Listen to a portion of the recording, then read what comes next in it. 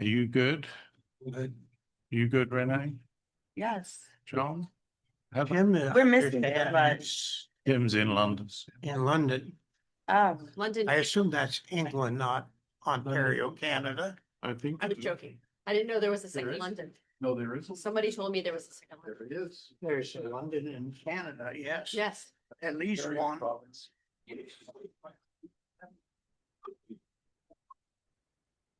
Well, good evening, everybody, and welcome to tonight's meeting. As I remind you to put your phones on silent, vibrate, so that we don't get interrupted. As I call this regularly scheduled town council meeting for August the 24th, 2026 to order at 6:02 p.m. If you would rise for the invocation and remain standing for the pledge. Let us pray. Most loving and gracious Father, we thank you for another day in the land of the living. We thank you for another opportunity to serve the town of Howey-in-the-Hills. Give us the wisdom and the understanding that we need for every vote and every conversation in decency and in order. In his name we pray. Amen. Allegiance to the flag of the United States of America and to the republic which stands one nation under God, indivisible, with liberty and justice for all.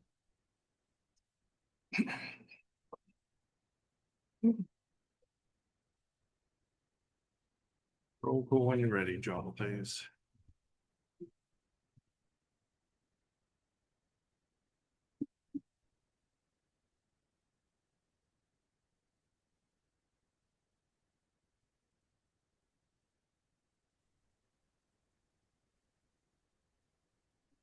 Mayor Pro Tem Everline. Here. It's your buzz. Counselor Arnold, Present. Counselor Lanneman, Present. Counselor Miles, Here.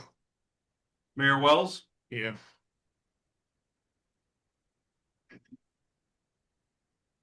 Well, welcome again, and thank you for coming out on this rainy night. Hopefully, it will remain dry for when you go back home. Agenda approval and review.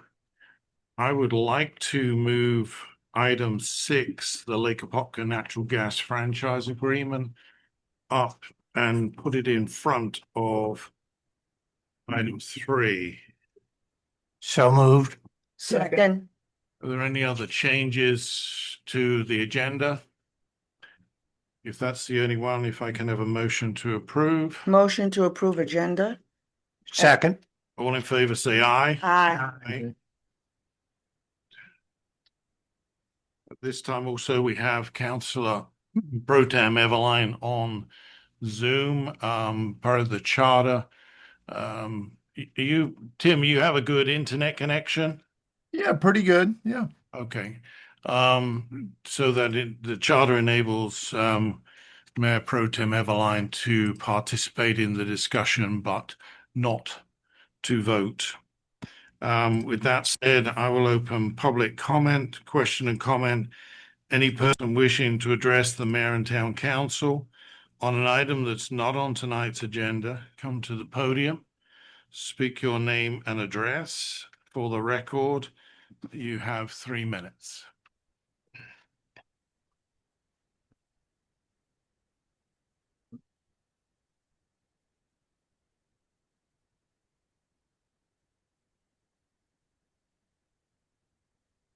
Good evening, Maria. Marie Galelli, 1104 North Tangerine. Good evening. What's the status of the toy storage? There's weeds growing where there was dirt. Can you give us an update? I believe Mr. Cates can share something on that. They've come back on amendment. Building permit. Once that's complete. So start all over again? Oh, okay. And number 2, EA Virginia's is open. It's been a long wait, but I think they'll do fine, and they seem to have a good turnout. So I'm glad we got there finally. Thank you.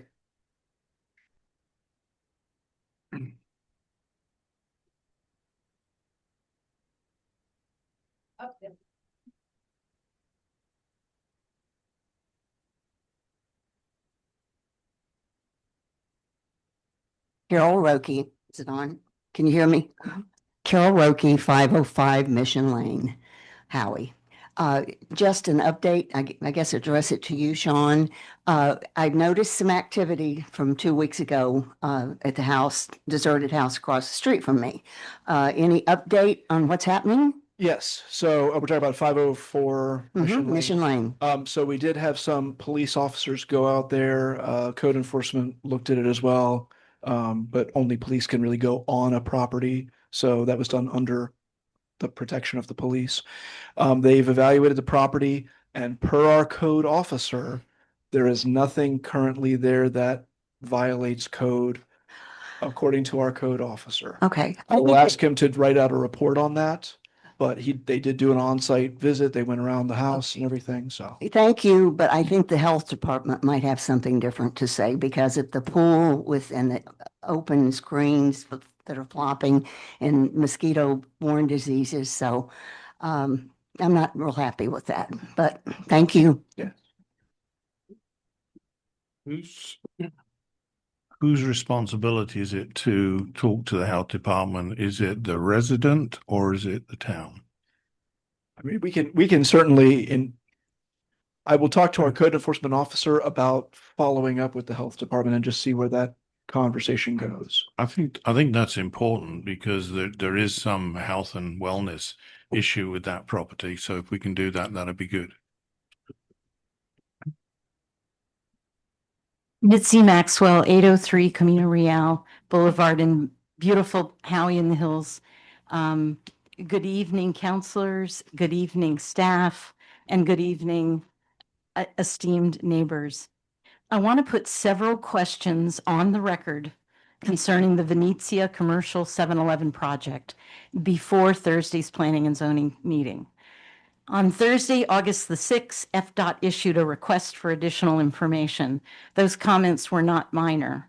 FDOT questioned the proposed access, specifically referenced the town council's decision concerning southbound traffic entering the 7-Eleven, questioned another rear access, required revisions to the traffic and signal analysis, and stated that its comments were preliminary and not final approval. The next regular DRC meeting was August the 13th. I attended that meeting and Venezia Commercial was not on the agenda. Yet by August 17th, the public hearing notice process for an August 27 P&Z hearing should already have been underway. So my basic first question is, what happened between August the 6th and August the 17th that resulted in this project being advanced to P&Z? I have submitted a public records request asking for that decision trail, including what determination was made that the project was made ready to advance. I have not received that response yet. More importantly, the August 6th FDOT request for additional information does not appear in the P&Z packet, nor do I see it referenced in the staff report recommending approval. If it was considered in deciding that this project was ready to move forward, where is that consideration documented? Before Thursday, I believe P&Z members and residents should have a clear record showing what plan is actually being reviewed, what remains outstanding, how FDOT's comments are being handled, and what record shows the DRC was satisfied that the project was ready to advance. I also have questions about whether the required public hearing notice was timely and complete, including the property placards, newspaper notice, and website notice. Those questions can and should be documented and answered. This is not about delaying a project simply to delay it. It is about making sure that when P&Z is asked to make a recommendation on Thursday, they and the public are working from the same complete record. Thank you.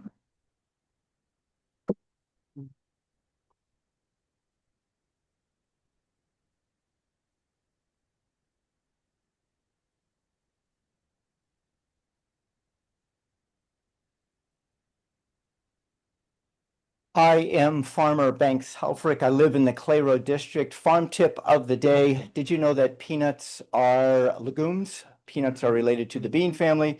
Peanuts are root vegetables, and right now in Florida, peanuts are being harvested. Mayor, council, distinguished guests, what exactly does our political representation do? From DC to Tallahassee to Tavares to right here in this room. The main thing we do is we serve our constituents at a city, town, county, state, or federal level. We serve them. We show up for them. There are 7 ups to service. 1 is to wake up. 2 is to dress up. 3 is to show up. 4 is to listen up. 5 is to speak up. 6 is to follow up. And 7 is to never, ever give up. The most important of all of those ups is to show up. What is showing up? Showing up is speaking and connecting with local council, doing what I'm doing right now, sharing a farm tip or showing who I am. Showing up is being invited to that nativity play and showing up and supporting the community arts. Showing up is going to that ribbon cutting or that groundbreaking event, welcoming a new business into the community. Showing up is answering a phone call, coming back with a text, sending out an email, which is not a form, but more specific to the person. 20 years ago, my mother had an issue, a state issue, so she called up her state representative. She got an assistant. The assistant basically said to her, Joe, her state representative, we'll get back to you within 24 hours. My mom hung up the phone, and within an hour, Joe was on the phone with my mother. Gabriella, my mom's name. How may I help you? My mom explained her issue. Joe listened. Joe said, I need to do some research. Give me 24 hours. They hung up the phone. Within an hour, Joe was on the phone with my mother, taking her through the intricacies of government and helping her to come to a solution. Joe ended up being the Speaker of the House. This is service. This is showing up. I am Farmer Banks Helfrich, candidate for State House District 25, and I show up. On a side note, home rule. Definition of home rule. Home rule is the power of all towns and cities and counties to self-govern, pass laws, and manage internal affairs without asking for or needing explicit state permission.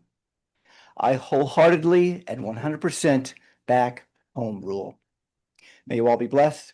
Thank you for allowing me to speak. Good time. Good time.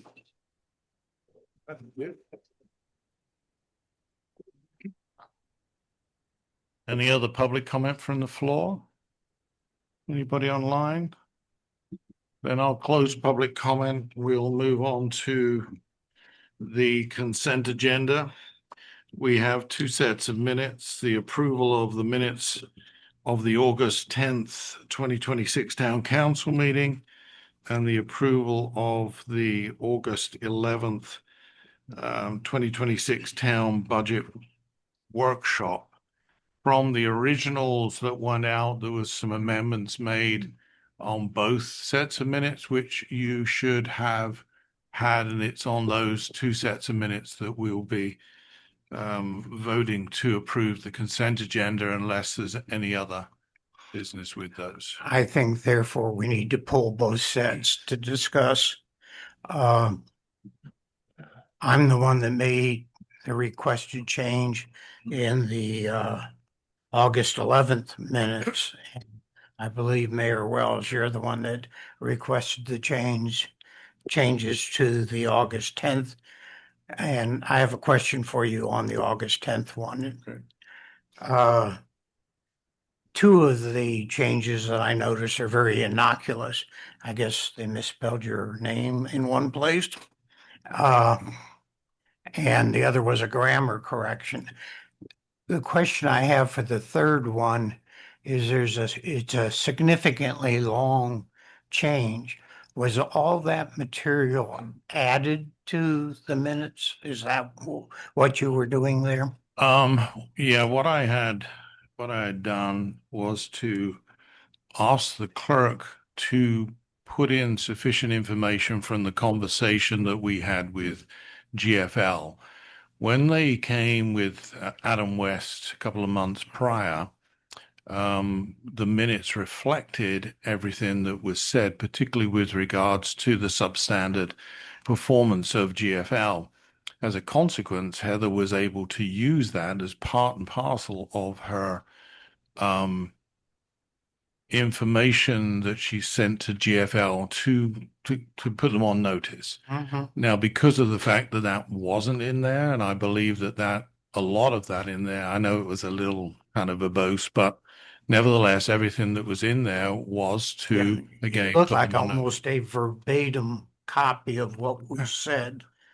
You'll have the to meeting. ask the clerk about that. I only read it right before I came out. It's pretty comprehensive on a blow by blow of everything everyone said on that topic. I mean, I didn't see anything in it that was not to my recollection of what was Right. discussed.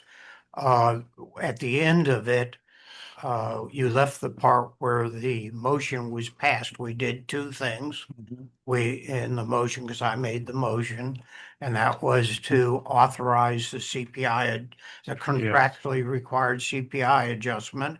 And the other one was to issue them a default letter and direct the attorney to prepare it for the um, city manager to sign the letter to go to the company. By the way, has that been done? So there's a little bit of a difficulty in this, in that the town attorney has drafted the letter, and it's framed in such a way to say that GFL is being put on notice to resolve outstanding issues within a period of 30 days. Um, Kim Borer did an inventory of the complaints over, starting with a 60-day period, and she said a town hall had recorded 7 resident requests for replacement garbage cans. 2 of those needed a follow-up a week later after the original request, but they were then taken care of. 2 resident complaints about missed pickups, which were then resolved. In the same 60-day period, GFL advised on 10 occasions that they left tags for residents to bundle yard waste properly for pickup, with 1 occasion that someone needed to call in for a bulk pickup.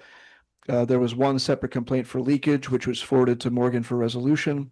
In that particular case, GFL advised it was not their equipment that had caused that leakage. So it's honestly a difficult scenario for us to put in a legal letter and say, you have 30 days to fix this list of outstanding things when, Is the answer then no? well, we have a draft, but we don't have any outstanding items for them to resolve within a 30-day period. They have, in an analysis of the last 60 days, they have promptly or not, depending on how you look at it, but they've resolved all outstanding issues, with 2 of the cases requiring a follow-up a week later to get a replacement can to someone's house. But there's not an outstanding list. The issues about cleaning up the hydraulic fluid spills. And this is the difficulty where, and Morgan can speak to this if he would like, but we don't know if a particular spill was caused by GFL. I mean, you could say there's a spill in the street. You can presume it was GFL rather than Amazon or Kroger. And even Morgan doesn't have more than 2 or 3 of those items on his list. Understand where we are now. That's not what we should be discussing. I have no objection to the mayor's changes to the minutes, so I therefore move that we approve the minutes for August 10th as amended. Second. And also the minutes for budget workshop. You Well, good I with made that change, and well, I'm good you with that. may be the one that would object to what No, I, I have no objection to that at all. okay, so I therefore move that we approve the consent agenda. Second. All in favor, say aye. Aye. Just for the record, by the way, Amazon run electric vehicles and Well, there you and go. Kroger no longer deliver. So That's how far back we're going on the I understand. provenance of the oil spills. I Okay, guess we can rule out Amazon though, to your point. so we have no public hearings tonight. We have no old business. Could we add to the agenda at the end a discussion of why the letter that the council passed was written by the town attorney, but has not been sent out yet? David, speak up. I'm asking them to add to the agenda a discussion of why, when the council passed a motion to write a default letter to the solid waste contractor, and the attorney has prepared such a letter, it has not been completed and mailed out some 2 weeks later.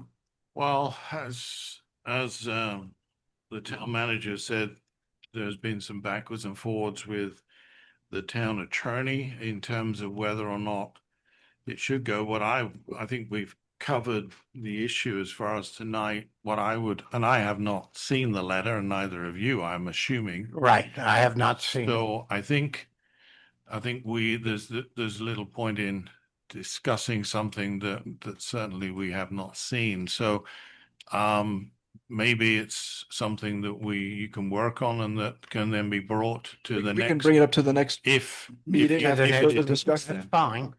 I'm just saying that we ought to move on a timely basis Yes, we on the things that the council directs staff to do. yes. Okay, so with that in mind, we have no old business, new business. We're gonna tackle item number 6 first, which is consideration and approval of the Lake Popka Natural Gas District Franchise Agreement. We do have several representatives as well present in the front row. But perhaps the town attorney would like to walk us through this. Sure. I reviewed this agreement, the one that you have in your package, and it looks very standard in comparison to the rest of the franchise agreements. You do have one in the town already, a non-exclusive one with Tico. And this agreement is just as favorable or more favorable than that one with respect to the fact that this agreement has the ability for the town to, if there's a better franchise amount offered with another one of Lake County's Lake Popka Natural Gas's customers, then that would be offered to the town as well. And it's got I put a memo in your package, a 10-year term with an automatic extension. And the franchise fee is 6%. And then there's a termination and default provision in there, and I can answer any questions that you have. It's about time. I've been pushing for 3 to 4 years for us to require the developers to put natural gas into the new subdivisions. I'd like to know, I'm sorry, but I've never heard of this particular independent district. And I noticed in reading the backup material over the weekend that the district is in fact an independent district in the state of Florida. Is that correct? You might want to step up to the podium. And you can pull the microphone out, which as you're tall. Yeah, you have to hold it pretty close. Well, I get to preaching when you get the microphone in hand now, so. Can you state your name and address for the record, sir, please? Brent Hoover. I'm the general manager CEO for Lake Popka Natural Gas District. Our address is 1320 Winter Garden, Vinland and Winter Garden. And you're correct. We are a special utility district, created in 1959.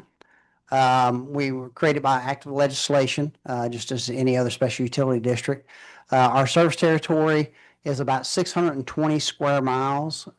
So this new development that is coming in actually extends, we have the southern portion of the town's limits is actually in our service territory. So fortunate for us, in our master plan, we put in a plan to bring natural gas around to the northern extremities of our service territory about 2 years ago. And so we were able to execute that. Where do you get your gas from? We have been pushing Tico for the entire time I've been on the council to get their act together and start offering better terms for service and we've got 6 subdivisions, correct, that have been approved, and 3 of them are under construction right now, and beginning to build houses. And this is the first of those. One of them is the one you're talking about. Yes, sir. And I'm delighted to see that. When I moved out of one of the condos in Mission Inn to the downtown portion, I tried to get natural gas put into my house, which was being built from Tico, but we were 4 blocks from the nearest Tico location. And they were not about, or my builder informed me to and just run a line for 4 blocks for one house. So, so it kind of irritated me that we have had this service forever, yet very few customers are within the original part of the town. The agreement we have with them is non-exclusive. This agreement will be non-exclusive also, is my understanding. The only real question I have, I read the agreement, it looks quite fair on both sides. The only question I have is this independent districts board is comprised of member cities, 3 of which that I can see, Apopka, Claremont, and Winter Garden. Is that correct? Yes, sir. And the board of directors of it are uh, elected representatives, from what I can tell, from those 3 municipalities. If you were to operate within this municipality, would we get a seat on the board? No, sir. So it's not just elected officials, it's elected and appointed officials. We prefer to have elected officials. It makes our regulatory statutory requirements a lot easier with elected officials. But originally, whenever the district was founded, Mayor Land, who was the mayor of Popka, longtime mayor of Popka, was the driving force for bringing around the district and bringing natural gas to the area. My understanding is, I wasn't around at those times, but that Mayor Land went around to all of the surrounding cities and asked for representation or support in bringing natural gas in. And Apopka, Winter Garden, and Claremont were the only ones who actually went in during the legislative process to bring the support. And so they were actually chartered as the original 3 member municipalities.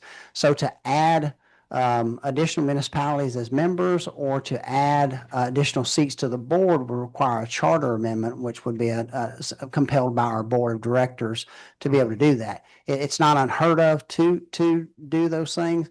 But since I've been here, I've only been here about going on my 3rd year. I haven't seen anything compelling the board to open up that charter for that. As far as the servicing and service territory goes, we are constrained by our chartered service territory, but we actually can be compelled either by the city or by agreement from TICO to be able to go into their service territory if they at will do not want to service an area that we have access to.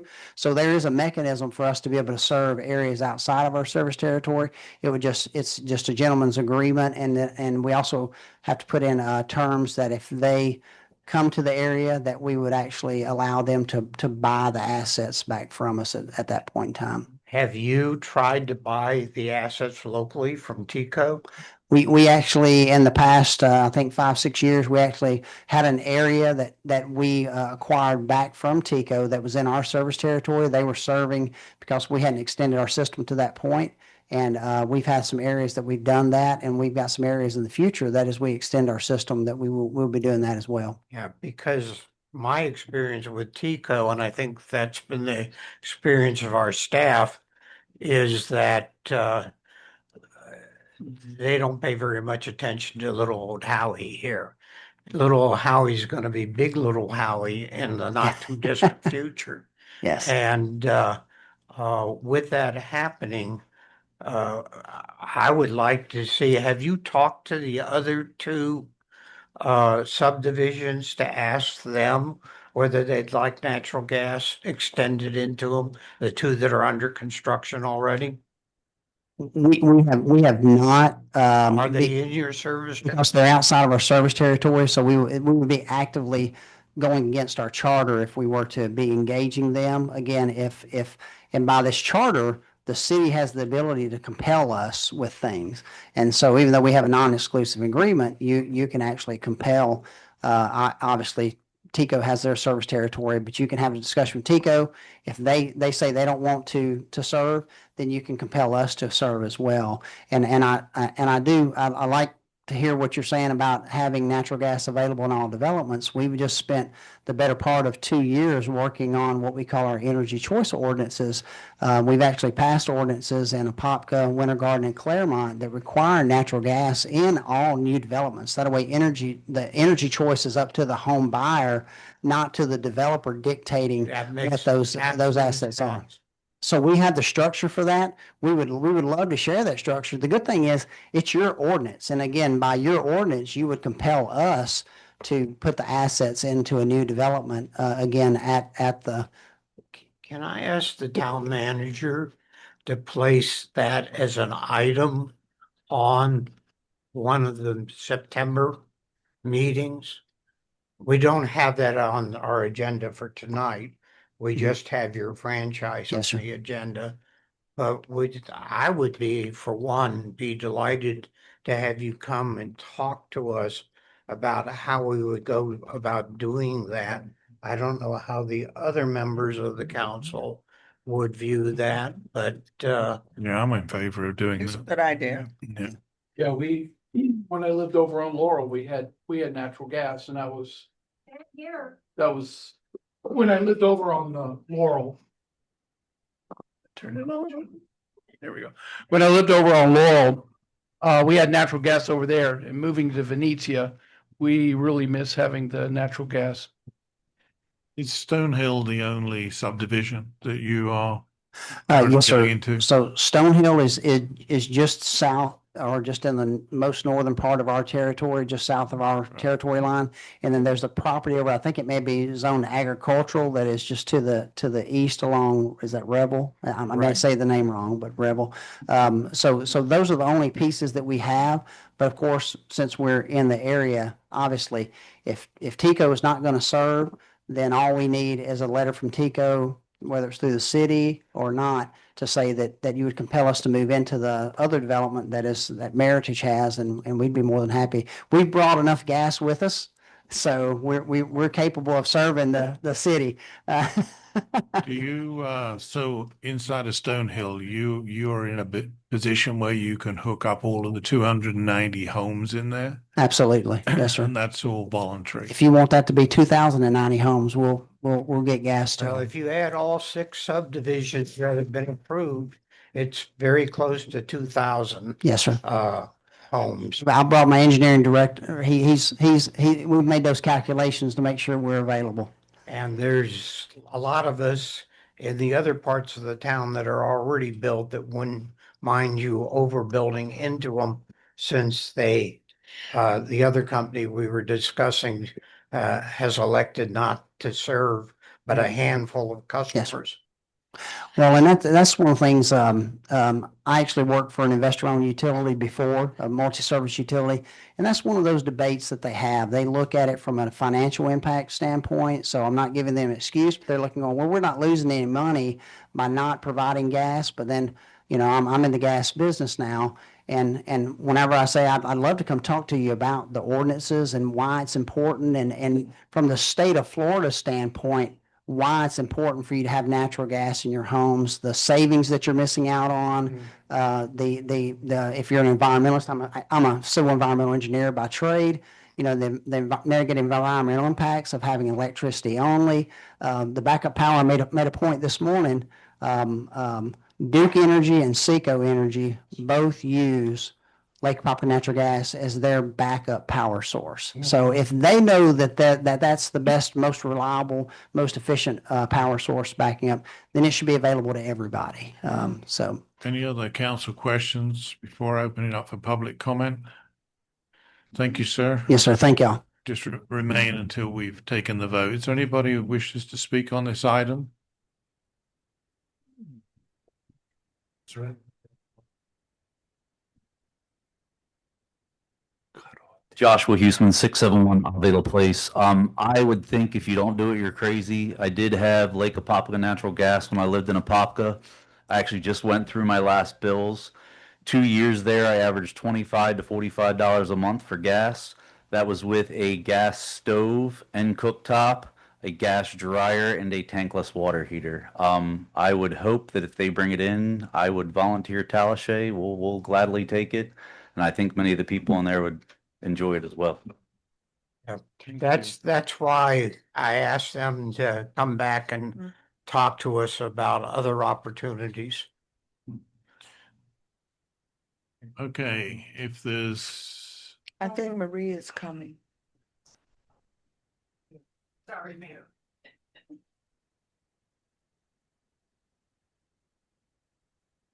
Marie Galelli, 1104 North Tangerine. It says for consideration and approval. Isn't there should be no further discussion, or you're wanting to approve this right now? This approval is for the franchise agreement. What we were talking about is they have limitations on their service territory. Right, I heard. So there are legal steps that we would have to go through in order to make it possible for them to serve other portions of the town. Okay, And we've asked what's your staff to question, Marie? have them come in. Okay, number two, Question is for consideration and approval, right? that was my, yeah. Yeah. Dollars. Everybody says, oh, I'd love to have gas. Well, what does it cost to hook up to gas? I mean, I realize the ultimate bill is less money, but what does it cost for each homeowner to hook up to whether you're 4 blocks away or more? Inside of Stone Hill, which is the subdivision, they will stub it up at, I'm guessing, on all of the houses. And Right, but I'm talking about new homes. I mean, I'm sorry, existing homes like us. Are you Well, talking that- about doing anything in town? No, that's the discussion that Councillor Miles was talking about. At this moment in time, we don't have that ability because the rest of the town, other than Stonehill, is not in their area. Okay, So all right. we're going to look at that at a future time. At this moment in time, we're just moving on with the approval of the And the franchise. developments would be paying for the hookup as they build new houses. Oh, yeah. The understanding. Okay, Thank sorry, David, I Yeah, so misunderstood. it's obviously easier for them to do brand new Oh, developments. yeah. Okay, thank Thank you, you. guys, girls. Any other public comment? Then I'll close public comment and bring it back to council. If somebody would like to give me a motion to. Motion to approve, Second. Can you spell your motion, please, David? yes.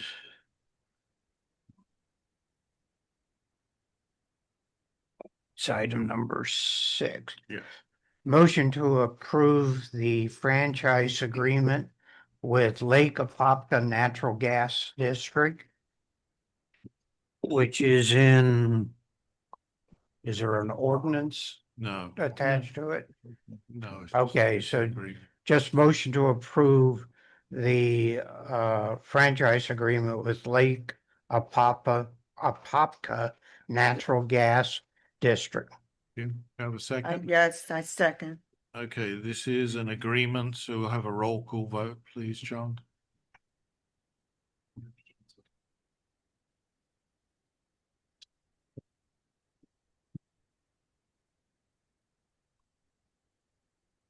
Councillor Arnold, Yes. Councillor Lanneman, Yes. Councillor Miles, Yes, Mayor Wells, Yes. motion passes unanimously. Thank you. Now we'll bring it back to item 3 of the agenda. The consideration and approval of first reading of ordinance 2026-007, an ordinance of the town of Howey-in-the-Hills, Florida pertaining to fireworks, providing findings, amending chapter 93 of the Code of Ordinances relating to regulations of fireworks and pyrotechnics, providing for codification, severability, and an effective date.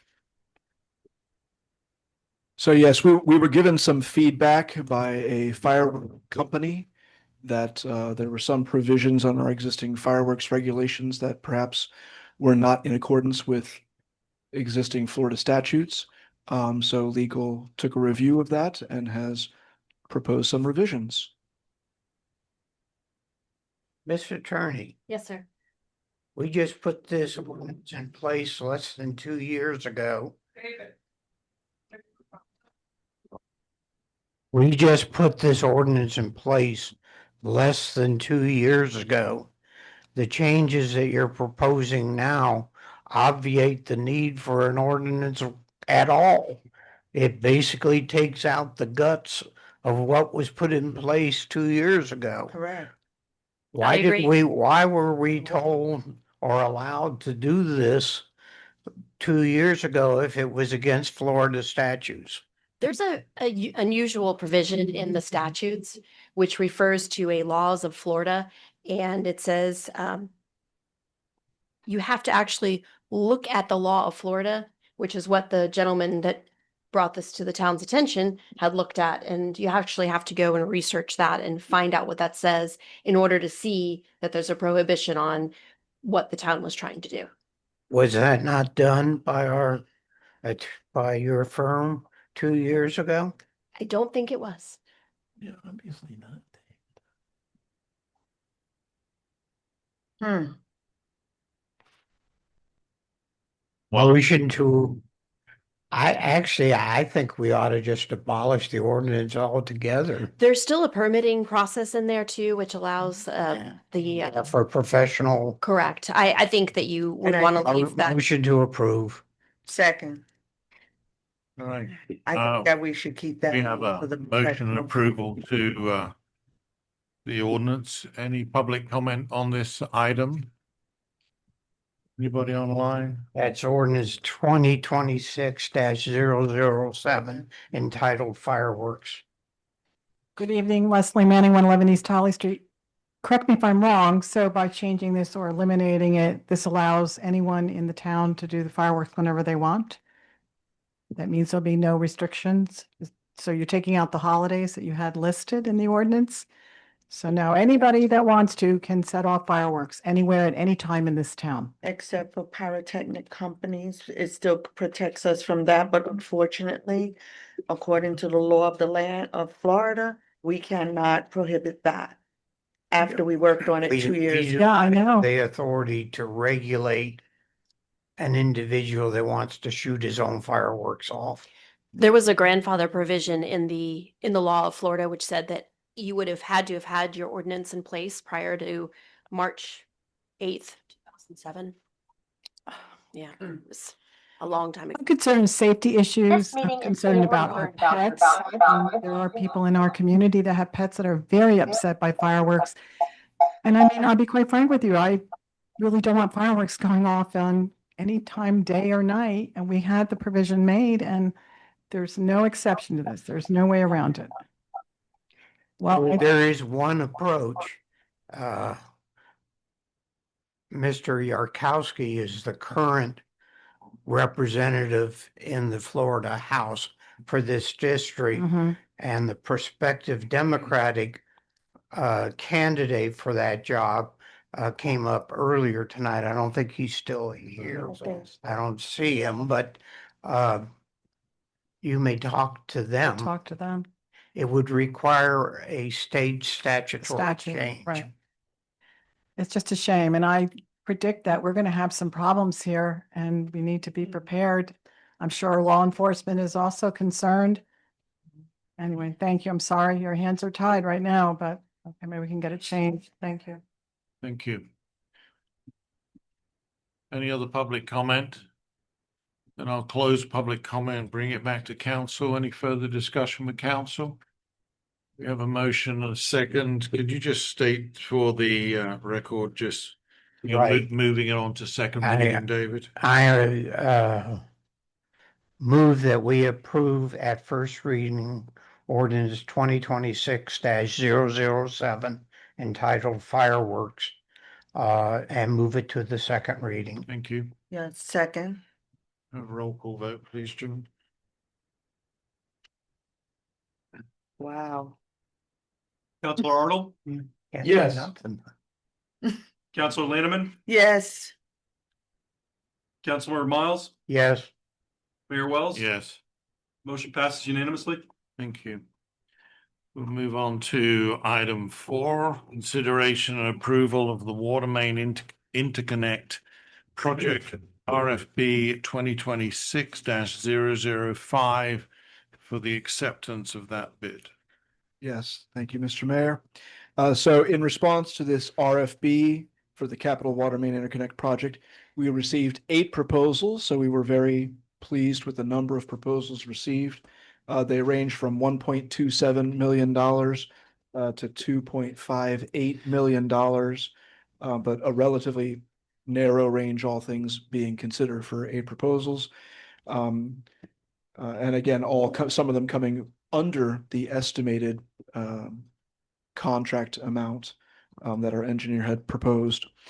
So in looking at this and evaluating all the proposals, it was determined that General Underground LLC, it is the lowest responsive and responsible bidder. So that is at the $1.27 million. It was the lowest overall bid, but they did fulfill all requirements. They are acceptable to town staff, to our engineering team at half, to the town attorney as well. So we do recommend proceeding with contract negotiations with General Underground LLC. Of course, if there's not a successful finalized agreement, we would also look for permission to pursue sequential negotiations with the next highest bidder on the list, but we do expect to be successful. this is the low bidder. Correct. No, Yes. Yes. this is the lowest bidder that's technically No, acceptable. no. It is lowest bidder technically acceptable, but it is also the lowest bidder. The lowest, still. Correct. You It is. never want to go with just the bidder. The last time this happened, I raised Cain with the staff because now in this case, we actually changed it. And the reason I raised Cain with the staff the last time was they didn't, in that particular case, they were passing over the lowest bidder and they went to the number 2 bidder. But they didn't tell us why. Once again, the memo this time didn't tell us why, and I found out this morning, and there was a revised agenda item put out this afternoon to go from the number 2 to the number 1 bidder. And was this howdy doody telling? I mean, can't we do these things correctly? As simple as putting a bid document in front of this council to approve. I am beside myself with upset over this particular item. Having said that, Mr. Mayor, I make a motion to approve the award of the contract to the low bidder in the amount of $1,200,000, help me. $1,270,775. And that low bidder is General Underground LLC. General Underground LLC. Thank you. We do also have Troy Mitchell from HAF here as well, who can answer any questions on the engineering side. I just have a clarifying question because I know we had a lot of Can I just get a second? Oh, yeah. Just get a second for your second. Yeah. Okay. My clarifying question is this, I know we had a lot of emails back, going back and forth. And I just want to make sure that I understand correctly that General Underground LLC have the appropriate license to do the underground work. And maybe, Is that- maybe Mr. Mitchell, maybe this is a perfect time for you to come up and address that point. I thought all licenses were the same. No, You learned. I have learned. Hi, I'm Troy Mitchell. I'm with HAF, the engineer on this project. Yeah, if you want to take the microphone out. Oh, yes, sorry. Is Just that better? Your address as well. All right. My address is 13240 Big Sky Trail, Claremont, Florida. No, licenses are not the same. There are different levels of contractor license. Yes, yes. If you got the general contractor's license, that's the top tier license. That Oh. covers everything. So I learned. Yes. Okay. Sometimes we'll put in bid contracts, they have to have a utility, an underground utility. That's just so someone with a lower plumber's license couldn't come in and do the job. But if you have a general contractor's license, that permits you to do everything. I love it. Yes. In-person explanation helped me out with all the reading. Thank you. So that one trumps all the other ones. See, okay. Which Any is other why we're questions? here. Was the misunderstanding of Right. Montreal that we needed the specific underground Yeah. certification. And now I understand that the general contractor license is preeminent, premier, and the best. Elite. Exactly. Any other questions from council? When will it be done? If we award it tonight? Once we get through negotiations and get a notice to proceed, we've got 180 days for substantial completion after that. So 6 months. So we're talking about April, maybe? February. February. Would Yeah, that see, if they've got 6 Yes. months and it takes us a month to negotiate it, Could be which around it should not early. take a month to negotiate it. We have contract documents done, so it'll depend on what comes back from the Yes. contractor. Documents are good, in good shape. So Yeah. February then. In this case, February to Councilman March, yeah. Lanneman is correct. These days. All right, appreciate it. Thank you. Thank You're welcome, you. Troy.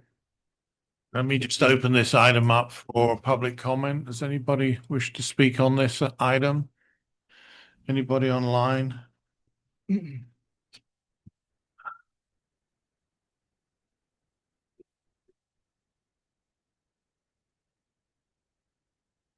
Last time.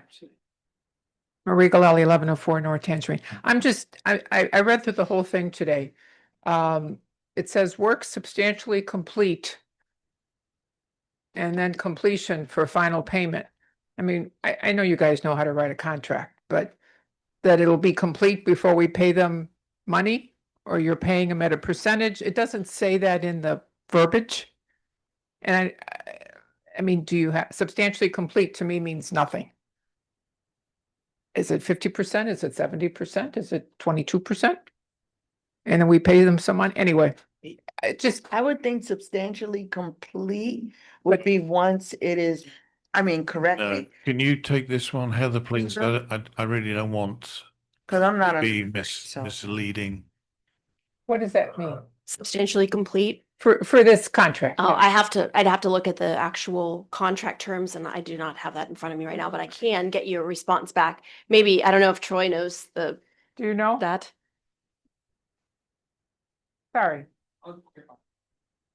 Typically what goes on is the contractor they have the contract, they'll start doing monthly draws. So they'll send a pay application that has to be approved by city staff every month for what the work that they've done, the materials they've purchased. Substantially complete, that just means when it's ready to go, we've got final clearances through DEP. That way we can turn the whole system on and actually use the water main. Because we can't use it until DEP says, yes, it's cleared for service. We pay you a final draw. That would be the final draw to the contractor, yes. But they have to, usually there's some money we put aside on every pay app as a reserve, yes. My last question was about penalty. If you're late, is there a penalty? Typically in a contract, there is. It's so much, the new state laws, I think maybe $500. There is a A penalty day. in this one. Yes. Yes. Yeah.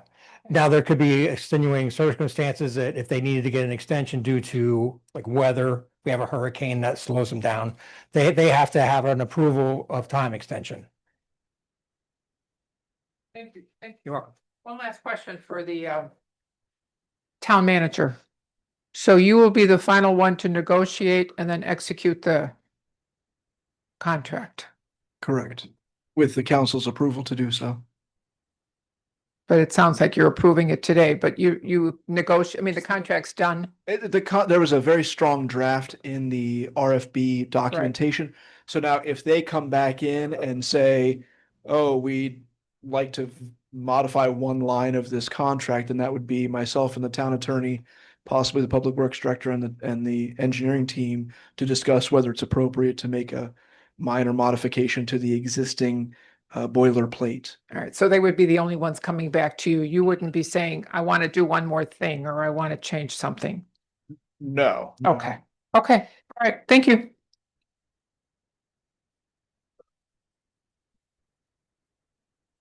Anyone else?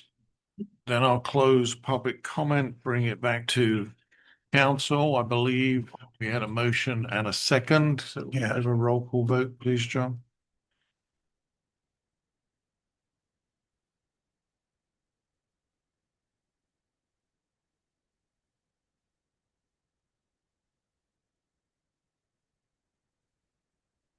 Counselor Miles, Yes. Counselor Lanneman, Yes. Counselor Arnold, Yes. Mayor White. Yes, Motion passes unanimously. thank you. All right, we'll move on to our final item of business this evening. Item 5, discussion on the downtown sewer update. Okay. Town manager. Thank you, Mayor Wells. So we have been obviously talking about this topic quite a bit recently. And so just to be clear, especially for anyone listening online or who might be joining late on this topic, this in particular, we're talking about anyone on the alley on the south side of Central between Central and Holly. That does include at this point in time 8 homes, the 2 apartment buildings, and 4 businesses. So that's a total of 14 parcels that we are looking at that are not currently connected to the sewer line that's back there, but that are within the definition of being immediately adjacent with their property line to the existing sewer line. So I will say this is a discussion that's an update. There's not a consideration and approval at this meeting. Mr. Cates and I did a public a public meeting where we talked to residents, tried to answer questions. It morphed into something else, I will say, because a lot of people that came were not people that were directly affected. We had 50-ish people, I would say, and most of those were not part of those 14 affected parcels that I was just mentioning. So we have been working on reaching out to the 14 individuals. There are still some people that we haven't talked to, haven't been able to get a hold of.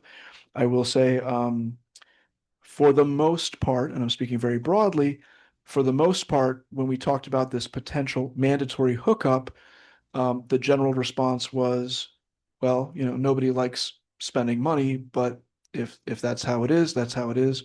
I did have a person or two express some difficulty with the financing of it, a retired lady in particular.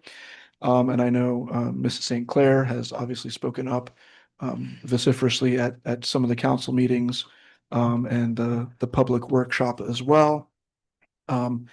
We are continuing to look at grant funding for the construction side of things. Mr. Brock and I are meeting with DEP this Thursday, and we have been talking to Onsite and Woodard and Curran to assist us with that as well. So we are preparing the materials to take with us to that DEP meeting. So there will be a period of time before we have any response for grant funding for the construction costs, yay or nay. That we're not going to know that in the short term, certainly. Okay. Now, we've already discussed the fact that can provide, we've bought the ERUs, so the Correct. town owns them. Correct. And that we can provide up to a 4-year period by For the state statute financing of the ERU. for the financing of the ERU portion. Correct. And you've been asked by the council to look into whether grants or other methods of obtaining financing can be found for the actual construction work that has to be done on each property. And again, maybe even And more that's than what financing. That's hopefully what you're complete- talking about right Correct. now, Correct. that may take a while before we know it. Right. But from the information that I read, I understand the attorney said that we consider that we have accepted the system as of the date that we bought those 49.3 ERUs. Do you recall So- what so date that The was? word would be availability. Yes. So the wastewater is available as of And the that date. date was, When did council vote for the, I mean, it was just within the last. I know that. In the last was that 6 weeks ago or so? I mean, it was It was, yes. in the last within the last 2 months. okay. Um, So it is now timely and we have to give them you can, how much of a period of notice from that the, date? the state says 365 days. Right. The council could be more restrictive.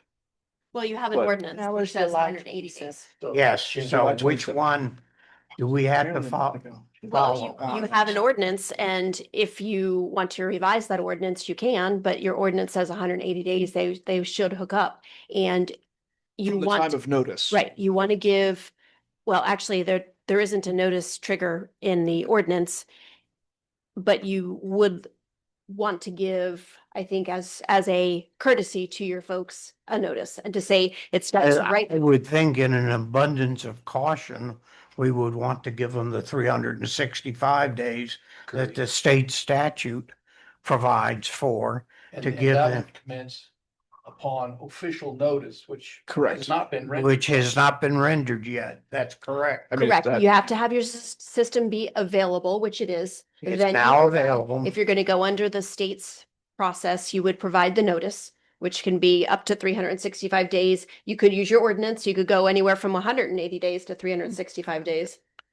I don't know. Do the rest of you agree with me that an abundance of caution says give them 365? I would agree at least the 365 because I did receive some correspondence from some homeowners as well. And one in particular really touched my heart. And I think that if it was the 365 days, it would give everyone the opportunity to seek the financing or whatever it is that they need to make it happen. Well, and I think that also gives the town staff a chance to go out and find, is there any grant money where That too. where we can Correct. be able to That help too. these people do that? We have to remember this was a 2003 ordinance. Having been able to talk to some of the people who lived in the town at that time, the real intent was to just make it for commercial. And they really hadn't thought that far ahead. And then 08 came and it completely took any plans, ideas for how to deal with the future. And quite frankly, it looks like everybody then now forgot about this ordinance being there. Unfortunately, the state law does not let us just wish it away. I wish we could. But having said that, we need to come up with the most favorable circumstances to help people out, because there's people who've bought the houses, bought the properties, and they had no idea that this hidden time bomb was there. And so my thought is 365 days. I think gives staff more time for the I grant think funding. it's- That's the biggest. I think we Yeah, take I think it's 365 days to meet the state requirement to say they're supposed to have 365 days, and then we send out the notice then, and that's when the 365 days starts for them. So effectively 2 years, and then that gives us more time to be able to find financing options for the town to help.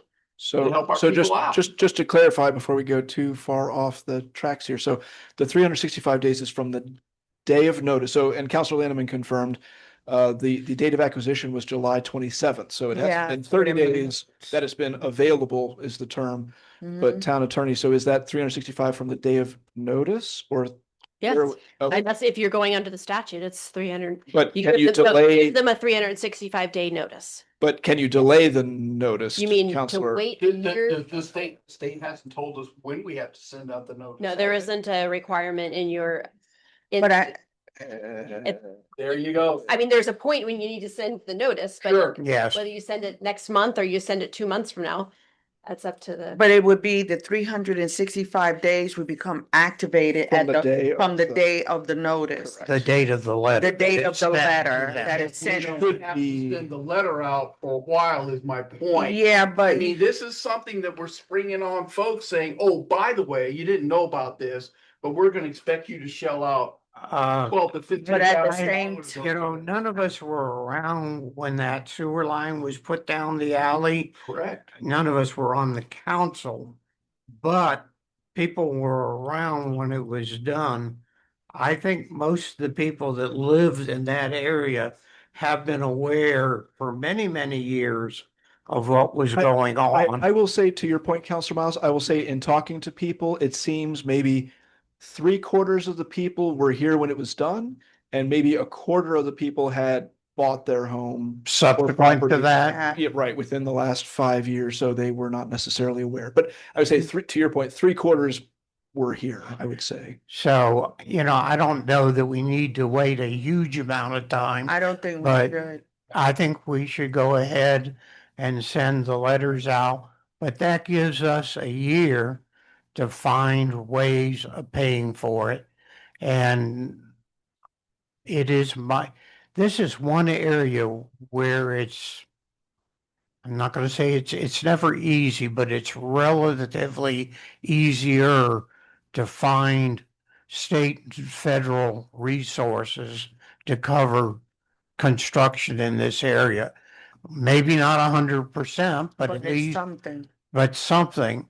And we need to start that process. And I wanted to share that to your point, I had the opportunity to speak to two Lake County Board Commissioners, which they are saying how Lake County, that is something that they are really about is getting the sewer project, the septic to sewer project underway, and that there are grants that are out there that people can apply and they are readily available because this is something that the county at large is actually working on. So I think that as a council, although we weren't seated at the time that this 2003 ordinance was in place, but between the time of us get the letter getting sent out and people having 365 days and being able to apply for the grants, and as to your point, it may not be 100%. But guess what? If I'm getting 25 or 30% help in it and getting a grant, I take it. And it probably would, give more than enough time for the homeowners to get whatever help that they can. So it's not so difficult. And as time goes on, this is going to become bearing on more and more people. in Oh, Lake County 100%, because 100%. And we'd rather the do the work population of than to have Florida- somebody from the Yeah. outside make it happen. I've lived in Florida for 37 years now. And during that time frame, the population of Florida is just about tripled from when I came here. And there's a lot of folks here who generate a lot of waste. And it needs to be for our environment properly disposed of. And there is money to be had and we need to get on it and have the staff work with us to see if we can find some.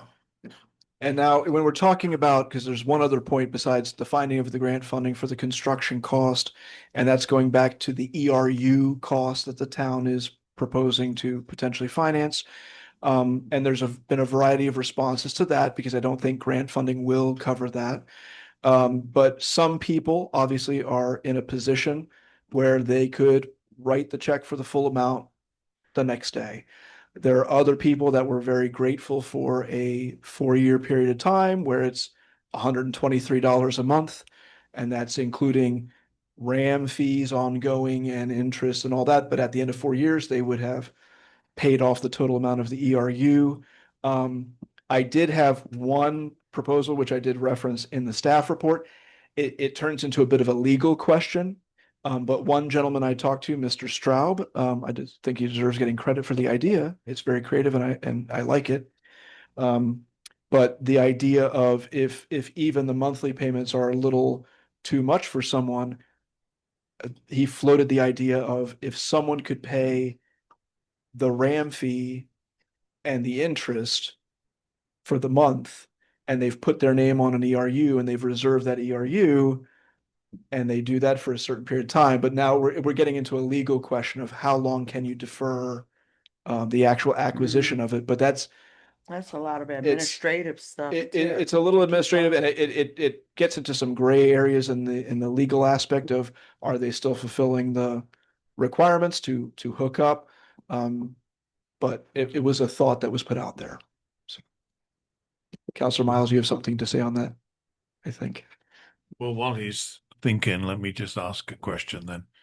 So you give the residents affected 365 days notice, and within that 365 days, they have to hook up. Hook up, correct. Okay.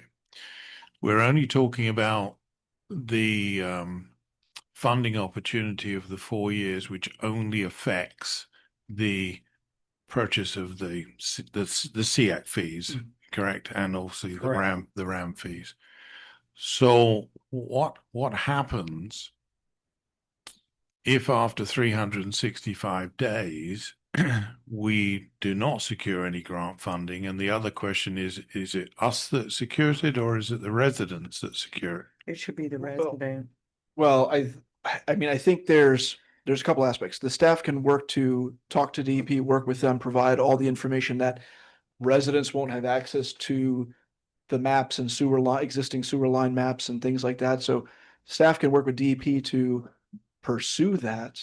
I know there has been talk of grants available for individuals, but I think even through Lake County Water Authority, I think that from what I've seen and read, that might mostly be for unincorporated areas where people don't have an overarching incorporated municipality to work with. So when we say county residents are eligible for certain funding, that might mean county residents as separate from municipal residents. Hey, where's Morgan? Is he? He's here. Morgan know a lot about this stuff. What about, does. what say he? Morgan.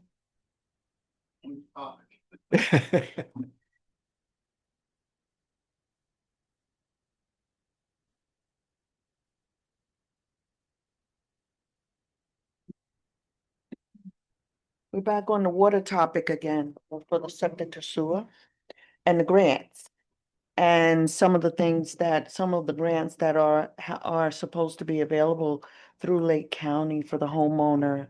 I know Lake County does have a grant system for unincorporated Lake County in areas that is designated as a impaired water body, like close to the springs or close to different lakes that are impaired water bodies. I don't know because Little Lake Harris and Lake Harris is not on the top of an impaired water body list. So I don't know if that would apply to residents within a town that live outside of unincorporated Lake County. So that's a discussion we can have with Lake County and see what the requirements are on their grant process. Okay. Thank you for the clarification. And then, But I think you still had other questions too, Mr. Mayor. When we discuss the actual hookup side of it, there were varying quotes that came around, anything from 10,000, 15,000, 5,000, whatever it may be. So in the event that there is no grant funding, and we hope there is, but in the event that there is not, what we're saying is that the residents will have to find that money and hook up within the 365 days. I only clarify that not for my purpose, but for the residents' purpose, so that there's no misunderstanding, because the financing is only applicable to the SEAC fees, which is a little over 5,000 in addition to the hookup. Am I right, or am I? You are correct. So again, the two costs being the construction cost and the capacity cost. Capacity cost being financed by the town, as discussed, construction cost being on the individual property owner if unless we are able to find grant funding to cover that. And the $123 that you mentioned, that would enable over a 4-year period to pay the SEAC fee and all of the ongoing RAM fees. That would pay the previous RAM fees and interest, the upcoming RAM fees over the 4-year period, and the interest for the 4-year period as well. Correct. So as if well as this the base goes payments. beyond the 2.5 years that we have left on the financing that we're looking at through United Southern Bank on the line of credit, we would either have to renegotiate that or it will become a liability to the town. And I would say practically, if we're looking at this, we have this pot of available units of capacity. At the end of a 4-year, well, or even a few years into the 4-year period, there are going to be people who pay on day one. Some people. There are going to be some people who pay on day one. There are going to be some people who stretch it out to the last payment.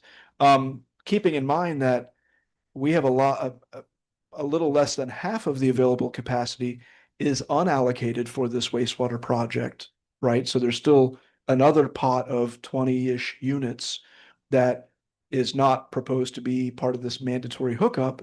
But I will say that is already being picked up here and there piecemeal. We have a home over here. Well, we had one of the businesses voluntarily work on hooking up already. The water plant's going to consume some of that. So I think by the time we hit the end of our lifespan of the line of credit, which was $250,000, I'd be surprised if we still had 100,000 outstanding at that point. And again, at that point, we would evaluate it and either look at extending it or possibly just doing the interest calculation in-house on a less than 6-figure amount. But that's to be determined. But I don't think we'd be carrying every ERU to the end of the 4-year term.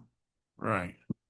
But it still would have to be financed. What I'm eager to make sure is that we don't encumber a future council in 4 years' time, because the likelihood is that some or all of us will not be on council. And also, if Amendment 3 passes in November, the amount of funding that we're going to get on ad valorem taxes is going to, in the second year, reduce by close to $1 million. And as a consequence, like I said, I don't want to encumber a future council that's going to have to deal with this, because it will have to be dealt with. And to that point, when you think of it another way, any funds that are encumbered, let's say $100,000, that would still, for the subsequent purchaser of that capacity, if it hasn't yet been allocated, they would be paying the interest rate as it is locked down. So I mean, that money is effectively, it is locked down, it is encumbered, but it is locked down with interest.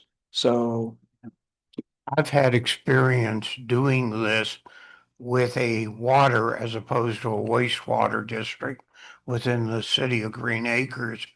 We issued at the time about $2 million worth of debt, and it involves slightly over 400 properties.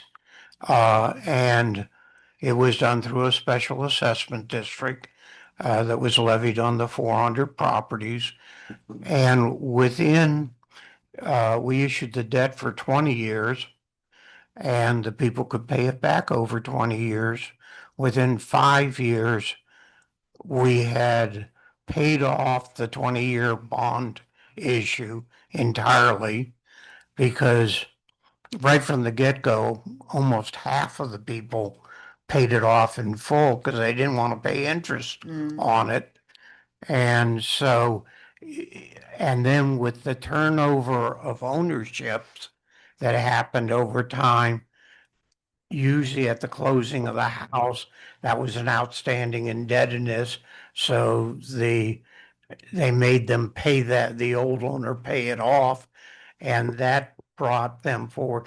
I'll be very surprised if there's even 100,000 outstanding 4 years from now. Like I said, it took 5 years, and we were in the clear at that point. We still had a few people that owed us money, but we didn't owe anybody else any money.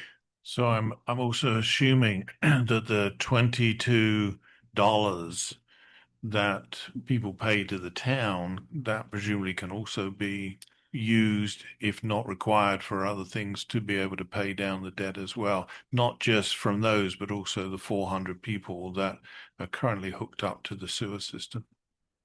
If it could pay down What he's suggesting is that we use the city's share, which is going into the wastewater fund. wastewater fund for the debt service on this wastewater project. That's It's about 8,800 a month, I mean, that's a possible approach as well to which is kind of 105,000 cycle a the year. funding from those particular people back into reducing that's a possibility for council to That's- consider. That's something that could be done if we decide to do it. Is that feasible? What do you say? I haven't looked at the feasibility, but it's, from my estimation, it's very legal to do that. Because we're using a fund that's designated for that. We're using a fund for that particular purpose to pay the debt which was incurred for the same purpose. Makes sense. And that amount, if you were to take that $22 by the 400 homes over a 2.5 year period, if there was no other money and there was no other encumbrances on that money, it would total about 264,000. So that gives me a considerable amount of comfort. Well, I just want to make sure that we don't pass an unfunded mandate on people, to our neighbors and our friends. They didn't ask for it, they weren't looking for it, and then for us to come by and say, oh, we found this. We, Oh, that's what you're saying. it's one thing I don't like to have handed to me is an unfunded mandate. If we're gonna say you've got to do it, I think it behooves us to be able to help them find a way to fulfill that mandate as opposed to saying you're on your own. Sounds like we have some paths forward that we can look at to help them. Yes. Well, yeah, between the DEP funding for the construction side Mhm. and the town financing on the capacity side. I mean, I think that's what we are able to do as the municipality. But to that point, if we are unsuccessful in getting grant money, then the onus is still on the residents to finance the hooking up to the property because the ordinance is mandatory. I understand your point of what you're saying. You just wanted to be clear that grants are not guaranteed. That's true. And the bottom line is that the homeowner must be diligent in ensuring that they are able to get whatever the financing that they can, be it through grant or through their own finances, but it must be done within the Yeah, and I 365 think days. I think it would behoove anybody that's affected on this to fairly quickly be in touch with a plumber or whoever does this so that they can actually find out how much it's going to cost to take it from the stub to your house to obviously decommission the septic tank so that there's I'm just trying to make sure that there are no surprises to anybody, like in a year's time somebody will say, well, I didn't realize that. I'm trying to make it clear only so that there are just no misunderstandings. And these conversations with residents have been interesting. We've seen everything from one resident who had 2 septic tanks on her property to another resident who said they didn't have any septic tank because that's what the home inspector said. So either there's a unknown septic tank or maybe they're dumping somewhere else, which I guess is a possibility, but you never know. Get into their neighbor's Piped into the septic neighbor's septic tank. So, you know, I've seen some odder things than Wow. that. But I mean, honestly, everyone should be looking into this. And it seems from conversations that people are looking into understanding their homes a little bit more in this process. But yes. Okay, so it is a discussion item, but I'm going to open the floor for public comment for anybody that has any questions or just wants to make a comment. It's not a two-way conversation, but if you have a comment, we would welcome it.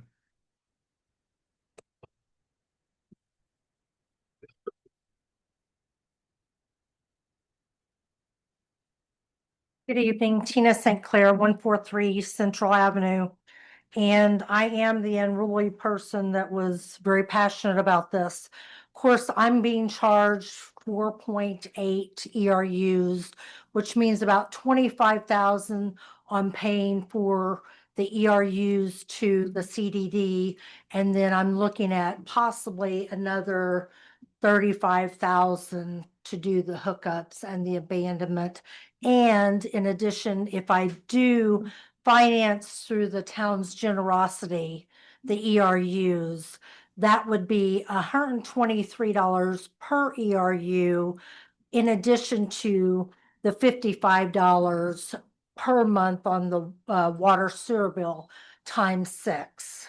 So it's a considerable amount of money. One question that I do have for the council is, you keep mentioning the fact that the ordinance was mandatory and it was put in place in 2003. We have amended a lot of ordinances. So my question to the council is, why can't we amend this one as well? That doesn't seem It's to be. very well written. That's a good reason for not doing it. Can I just It ask you? complies with the state statute. Excuse me, but because people didn't like fireworks going off at all different times, we amended that one. We found out that there wasn't research done to make sure it's correct, but that was done because people didn't like being impacted by fireworks. So I'm sure that state statute was written very well also, but we amended that ordinance for the town of Howey. So David, I don't think that that's exactly correct. I would Hang on, hate to let's not get modify. into to and fro here. He's the one that. Listen, let me just call a halt to this, because I could say we're not having a two-way conversation here. You're right, my fault. Okay, Yes, thank so you. can I just ask you a question? 'Cause you mentioned about that it's going to cost you 35,000 to hook up and the decommission of your septic tank. Yes, How many septic tanks have you got? 3. You got 3 to be decommissioned. Mm-hmm. Okay, I understand. And I'm gonna do something off task for just a second. Fran dropped this by for the shoes for that little girl. This is a shoe receipt. Yes. Anybody else on public comment? That's the one we're sharing, David. Good evening, Leslie Manning, 111 East Holly Street. Okay, I have a headache. Oh, get ready. Yeah. First of all, thank you to the staff for pursuing the information about the grant. But it was my understanding when we had the meeting that you guys were already like, the grant was being processed and you were going to hand it in. So that's not my understanding tonight, that you're going to go meet with DEP We are meeting with DEP in person. to actually on apply Thursday. for a grant for Yes. construction costs. Yes. Yes.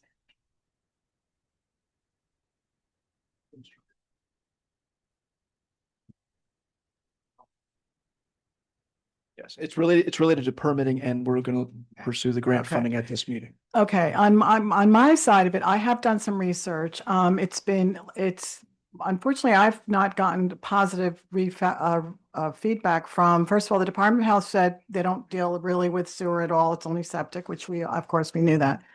Lake County authorities supposedly had $1,500 to go towards individual homeowners. That money it's not really available right now. And so they referred me back again to the DEP, which I did speak to the local office in Orlando. She said that at this point, I would probably have to deal from a homeowner's perspective with the state. So I'm kind of in the middle of that. So to Ms. Renee's point is that the monies really are limited and they are geared more to the unincorporated areas where there is line hookup. So that might be a little bit of a challenge for the individual homeowner. I do encourage you to do the 365 days. I think it's the least that the town council can do. This has been an ongoing problem. It's been going on now since 2018. And to hear to Tina's comment about the statute, we have made ordinances change. We've changed ordinances. So maybe something you guys want to consider or to follow through with legal to see what we can do. As far as cost, I do have really positive news with cost. Dunstan's Plumbing is my plumber, okay, and they quoted me 3,600, okay, that's just for the plumbing aspect, okay, the construction plumbing aspect, all right. They work in tangent with Leesburg Septic, and they've done a lot of work together for years, and Leesburg Septic highly recommends Dunstan's, as well as many of us in the community use Dunstan's. So their quote to me, which I have a single family in line, was approximately $1,900 to $2,000. So that's $5,600 to $6,000 for one residential unit done for construction, plus your ERU. So now you're talking in the probably $11,000 range total. So that's a little bit better. The other thing that both companies told me, they didn't give it to me in writing, but they said they would work with the homeowner as well as the commercial person to possibly give discounts if we were to get the projects done together, say at least two homeowners, or maybe down the road, 3 or 4 homeowners, to be able to give us a little bit of a discount. So I would really advise the homeowners, I'll talk to any of them, that they would go with possibly these two companies. In my experience, I found that the general contractors or the plumbing contractors, they were more money. So I know Brad Smith has done some research, and I'm sure Tina has as well. But I would encourage them to go with the plumber and the local septic company. And these guys have done these jobs over and over and over. So they know what they're doing. I trust Dunstan's. So I highly recommend that. Thank you. Your 3 minutes is Sorry. well done. Okay, Thank you, Leslie. I don't think we really need to, we It's need to okay. hear as much That's information all as we right. can get. Thank you. Thank you, Leslie. Mitzi Maxwell, 803 Camino Real. A couple things, different people react to zeros differently. You might be cool with 5, and someone over here, 2, it will give them a heart attack. So I really hate to see us go down a path, as Councilor Arnold was saying, to force anyone to do this. And hopefully it won't come to that. But I don't know if we have any hockey fans in the house tonight, but Wayne Gretzky said, you miss 100% of the chances you do not take. The Florida League of Cities has a free grant consulting group that is available to cities. And the last person that I found that was in the job, her first name is Mindy, and all she does is help towns across the state of Florida find grants, apply for grants, manage grants. So I'm asking the council tonight to direct the town manager to contact post haste the Florida League of Cities for free grant consulting. It's the least we can do. And if we don't take that chance, we will definitely miss those shots. Thank you. No, if I may. I doubt Howey's the first town to ever run into this problem. Could be, but I don't think so. What if other towns faced with something similar? What solutions did they come up with? Very rarely do you really run into a unique problem. Usually there's been somebody else who's had that. And even if they can't tell us what to do, maybe they can tell us what not to do. And my other point is this issue's been hanging around for 24 years. Why is it so imperative that we get it solved right now? I think we take the time necessary to study the problem, find out some good solutions, and help the homeowners out as opposed to give them an unfunded mandate. I've got my Air Force career, I got a lot of unfunded mandates handed down to me. But the advantage I had to do back then was I didn't always have to follow them. But you can't necessarily do that here. See, what happened is what we're faced with right now is something that could have easily been done in 2018. Easily. because all of that money was there. But no shade on previous council, when it was proposed to get done and the money was present, the people still weren't ready, but that was like the most appropriate time to get it done because at that point there weren't going to be any connection fees and the average homeowner would have paid just under, I believe, $5,000 or $6,000, something like that. And it was over 1 point whatever 4 mil, plus the county was looking to give more money. Morgan, Morgan knows the entire story. So this is what was going on. I wasn't on council, but I was in the audience when all of this was happening. And then all of a sudden it just kind of went away. And it came down to that didn't have a trust for the county. Now we're here in 2026 having to resolve the issue. I really wish that it would have been taken care of when all of that grant money was available, and we wouldn't be here now. This council now have the ugly hard decision on how to fix this issue or how to help the homeowner. So I just wanted to put that on record because this isn't like something that just got thrown from 2003 to 2006. There was a preempt time there, which was between 2017, 2018, that all of this could have been taken care of. Just before you start, Brad, just wanted to say that this is a more of a unique problem because if you take the other two towns, Montverde and Astatoula, neither of them have any sewer at all. And all of the remaining big towns in there, they've had sewer forever and ever and ever. So they're not coming up with this particular situation where they've got capacity only now coming available. So that's the reason why it is. Brad. Brad Smith, 120 East Holly Street, Howey-in-the-Hills, Florida. Going back to 2018, there was, when that gravity system went in, there was, and I am in one of the affected properties adjacent to the alley, there was never a letter of notification of any kind from the town that said, when this line goes in, you're going to be forced to hook up to that. Yeah. Never. And as a project, I mean, in my career, I managed lots of projects. This could not have been handled any more poorly. So the gravity system goes in, nobody informs anybody. I voluntarily call town staff, talked to Mr. O'Keefe and said, what's the story? Can we hook up? Do we have to hook up? We're not going to do anything with that. We have a business owner right here who begged to hook up and wasn't allowed to hook up.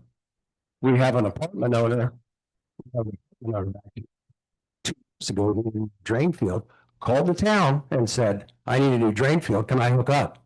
No, we're not going to do anything. It's incredulous to me that now you're just now talking about how to try to figure out how to help people for this. That should have been step one. Step one, how are we going to finance it? Step Z, it's just mind blowing. Anyway, I know it's not a two-way conversation. I just want to state that for the record. Thank you. Thank you. Thank you.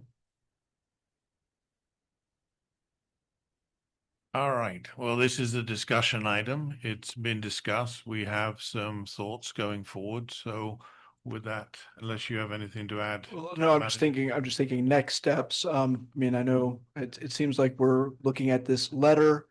I would like to propose that we have the town attorney and myself continue to work on this letter. I can tell you there are some questions that the town attorney and myself have been kicking back and forth in terms of some of the legality on this. Very good questions, I think. I would like to propose that we continue to work on this draft. We share it with council. We put a tentative pin on this is the end of August, an October 1 notice date, but that gives us a chance to bring this back to council or clarify the outstanding legal questions in the meantime. But then that October 1 would be the beginning of the 365 potentially. So thoughts on that from We council. can bring it back. I think that's a great idea. We have more data, but I think it's way too premature to set when we would send out that official notice. As far as I'm concerned, the more we can push that official notice to the right, we need to be doing. For a lot of the homeowners, this is a bolt out of the blue. And I sure wouldn't want to be in Brad's place or Leslie's place or Tina's place, suddenly having this requirement come out of me totally unforeseen. We owe it to make sure, like Brad said, I agree with him. We owe it to him to start the project planning from okay, we have the requirement. How are we going to find the resources to fill that requirement? Instead of saying, hey, Brad, Leslie, you figure it out. No, that's not the way to do this thing. So at least, Counselor Miles, I think were you going to say something or? Okay. No. So we could bring He's back, going one way and some people go other ways. at the very least, we could bring back a letter draft at one of the September meetings for council Said to. October 1st. Well, I was saying tentatively for the Aiming mailing for the date date on the letter to be be October October 1st. That would give us time for Heather and I to sort out any of the remaining legal questions and also time for us to share it with counselors between now and October 1, but even at one of the upcoming meetings for review and potential further discussion. Let's look at the letter in September and then we'll discuss the Yeah. date that we want to send it. But in fairness, the ordinance is in there and our own ordinance only gives 180 days. So we're doubling that on the basis of what state requirement is. So I think, it's not going to be deferred forever. Otherwise, we're not going to be in compliance. So at the end of the day, I think we've come to a good situation. If you can bring that letter back to us, either hopefully the first meeting in September. To that point, do we also want to go ahead and work on amending the ordinance to be 365 to give the full state capacity versus? If we bring the ordinance or bring the letter back in the beginning of September, we could do, we do need an action item if you want to do an amendment to your ordinance. So if you want to bring. Our ordinance is, the ordinance as it is currently written is 100% in agreement with the state statute, with one exception. And the exception is, it says 180 days in our ordinance, and it says 365 days in the state statute. So that's what they're talking about amending, is making our ordinance 365 days, just like the state Not be statute. less restrictive than the state statute. Yes, it can't be less restrictive than the state statute. But other than that, our statute, our ordinance, which is our statute, reads identical to the state law. David, Jeez. come. So hang on. Hey, Gina, Stop. who do I write the check to? Hang on. Stop. I'm not. I would appreciate it. I would appreciate if members of the audience did not shout out. Thank you. And I'd appreciate, David, if you'd return to your seat so that we conclude the business of this evening. I don't want to miss Counselor Miles' input on the updated proposal here. Well, I guess I can go to the restroom while we. Well, let's just take a 5-minute recess at 7:46.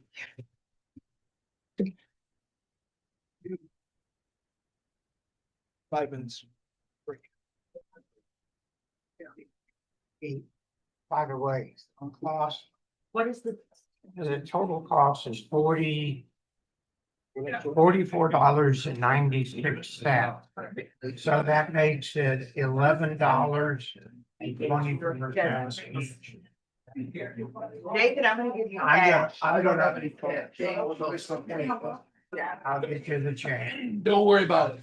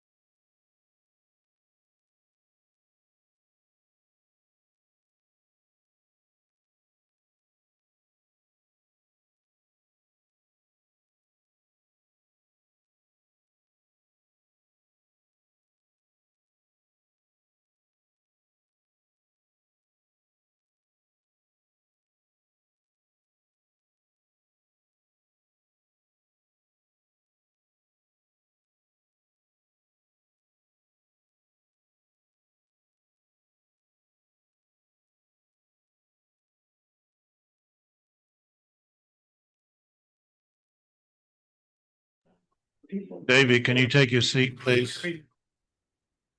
I'll talk to you.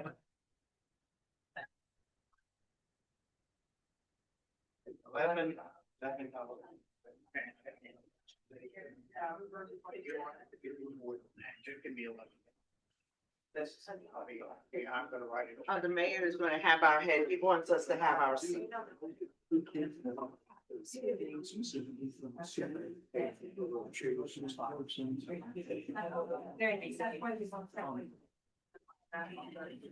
I've opened it up for public comment, so. Right, I'll call this meeting back to order, please, at 7:52, if everybody can take their seats. Yeah. Let me first off address the situation. Inside of this chamber, we just can't have a free-for-all. But to answer Miss Tina's question with regards to the getting rid of the mandatory aspect of it, I was a proponent of that. I pushed that with the town manager. I pushed it with the town attorney heavily, but it's not an option. We cannot go back on the ordinance. We can't amend it. And if you want to know, there is an amended ordinance which came out of the attorney to do that. But in subsequent conversations, we are unable to do that because then we would be in violation of the state statute. And that's the reason why we're having to deal with this. So as unpalatable as it is not an option for us to get rid of our 2003 ordinance. And even if it wasn't written, I think we'd still be in a situation where we'd have to do something because of the DEP. With that, is there any other public comment on this, sir?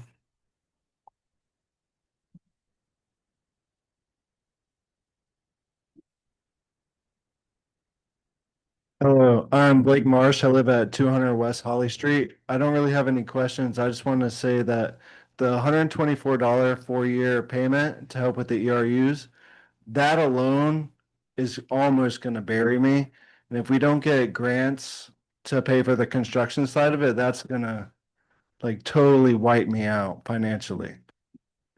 So that's all. Thank you.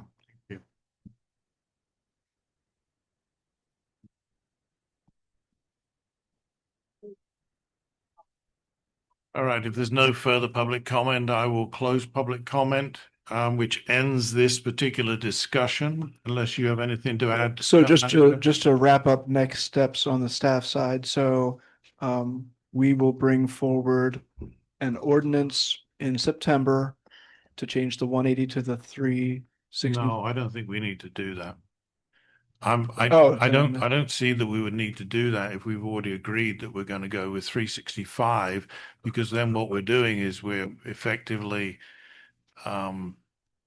Opening Pandora's. well, we're in a situation where we're going to spend money on the ordinance, on the advertising of it. It's got to have 2 readings, it's got to be advertised.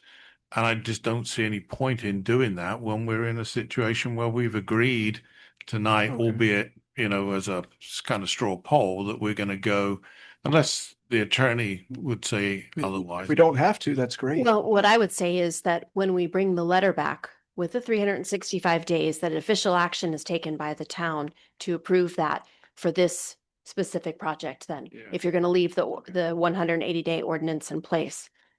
Because I do think that with all of the discussions you've had now, everyone is quite aware of the 2003 ordinance at this point, so. Okay. But are you saying that letter could specify 365 days as opposed to the 180? Right, but I would like, and I will talk to the council at the point, official action taken by the council to say that this project will be 365 days. And we can reference, I'll do a motion for you. We can reference the ordinance and.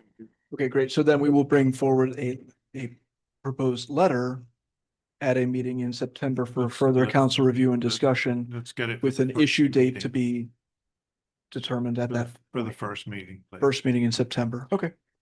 All right. All right, moving on.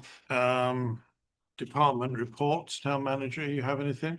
I'll just keep it simple. So we have our 2 public hearings coming up on Wednesdays, and the public hearings for budgets are at 5:05 p.m. That'll be Wednesday, September 9th and Wednesday, September 23rd, 2 weeks apart, 5:05 PM. Also, we are expecting, sorry, my mind just blanked. Wildan to be sending the necessary notes to Heather for the impact fees. Every revision to any capital projects necessitates them revising their plans, so they had updated the latest part of the library project because that changed the municipal complex, but I'm hoping our legal team receives their finalized report, hopefully even tomorrow, so we can move forward on that. Is that it? Yes. Is Mayor Pro Tem Everline still online? I know it's like 2 o'clock in the He morning there. is not. Okay. Councillor Arnold, No questions or comments. Councillor Miles, Yes, I have some information I would like to hand out to each of you that I put together on a couple budgetary concerns, since some were given to me on a surprise basis. Last, yeah, here's a bunch of them for the people over there, one for the attorney. Thank you. These are of a budgetary nature. They're not the same ones that were discussed before at the last budget hearing, but as a follow-on to that, one of the concerns I have, there are 3 pages that I've given to you. I'll start with the first page. One of the concerns, I will make everybody in this room happy. After tonight, I have 4 meetings left. But the cash situation of our town is deteriorating gradually as we go year to year. And the changes that we were discussing at that budget hearing were different ways of skinning the same cat. What we've done is we've changed our accounting structure so that we're migrating more revenue into the general fund and migrating expenses into other funds. And that shows clearly on this first page. Basically, I'm just looking at cash balances, and I took the numbers from the last 4 annual financial reports, which are our audited financials. And then I added the numbers that came out of our staff projected for the end of this September coming up to make the 5th column. And as you can see, over the last period of time, last 5-year period of time, the cash and investment balances, and I did not include those that are related to our pension funds, because those really are the money that belong to the employees. They don't belong to the town. Although there is some case law involving cases in the past where that's been where creditors of certain governments have tried to go into the employee pension funds and satisfy their indebtedness by taking money out of that. But I excluded all the pension money. This is the other money. In FY22, 28% of our money was in the general fund. In 23, it was 16%. In 24, it was 18%. Now, there was a major change in the makeup of our council at that time. And in 25, it's now 43%. And they're projecting a month from now, it's going to be at 56%. 5.6%. So our cash balance has been growing in the general fund, and that was pointed out at the last budget hearing. But our total cash balance is only 2/3 of what it was 4 years ago. In other words, our total cash in our pockets has gone down 1/3. We've just allocated more of it into the general fund by the changes of our accounting structure. I think that's something we need to be aware of as we move forward. There are two reasons that happened. One of the reasons is related to the major construction of our water utilities. The second reason is because of the change that was made a year and a half ago, going into the beginning of FY25 to our accounting structure. I just want to point that out. If I could take you to the next page. And these are very simple little charts. I don't want to overwhelm my little noodle with numbers. This is what we have budgeted to pay for the utility billing clerk. This is the person that sends the garbage and water bills out to all of our customers, and it's an in-house employee that works in this building right here, I believe. That person's pay and benefits in next year's budget totals $63,807.94. And you can see the breakout of that. The base salary is $45,419 essentially. And the difference, the other 18,000 are the fringe benefits. That includes the employer's share of FICA and Medicare, the employer's share that goes into the retirement account of this employee, their life and health insurance benefits, and the town pays for workers' comp insurance. Now, the person only bills two things: water and sewer and solid waste. So I said, well, half of their salary is for solid waste and half for water and sewer. So the portion for solid waste is $31,904. If you could go to the third and final page. These numbers all came out of the budget as it now stands.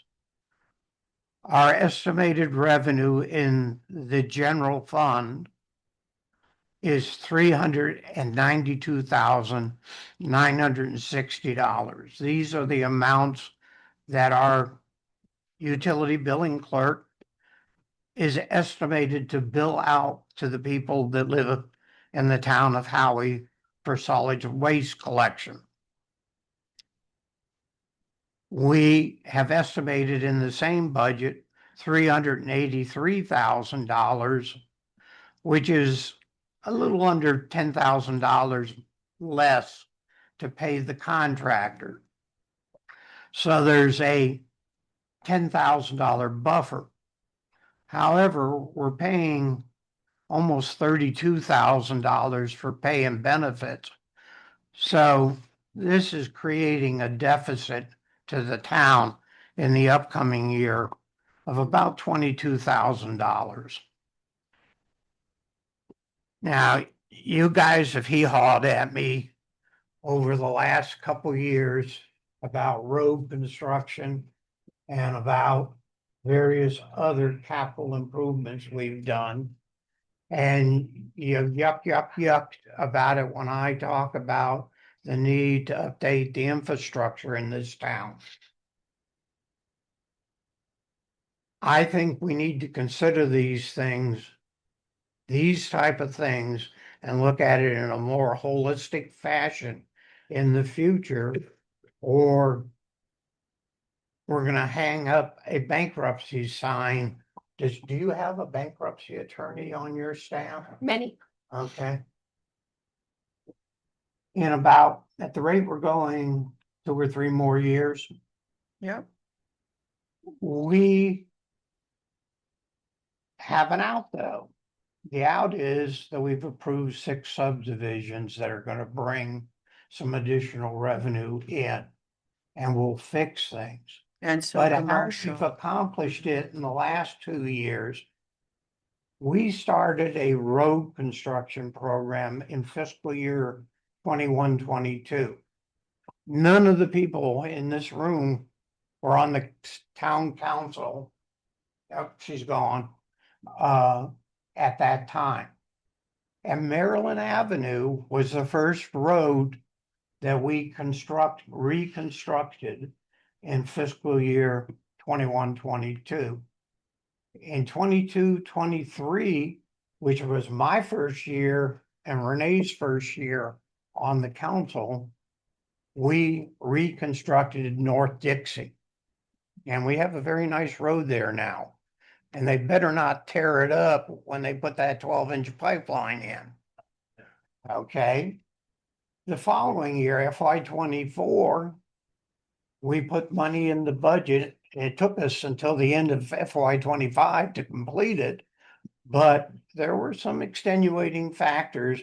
We repaved the road in front of Howey Mansion, which is called North Citrus. The next year, we had 2 roads, 2 smaller roads in. We did the first one, which was Gardenia, and it's got a nice road on it now. The second one that was on there, we didn't do at all. The following year, we were supposed to do Tangerine, but because we cut back the budget amount from the 300,000 a year that we were putting into this infrastructure prior to that to 225, we went to Venetia, or not Venetia. Township. What's the name of this? Valencia. Valencia. We went to Valencia instead of doing the Tangerine. Mhm. We received from our public service director this past week, at my request, they were handed out, the 5-year update and the 20-year update to our road construction.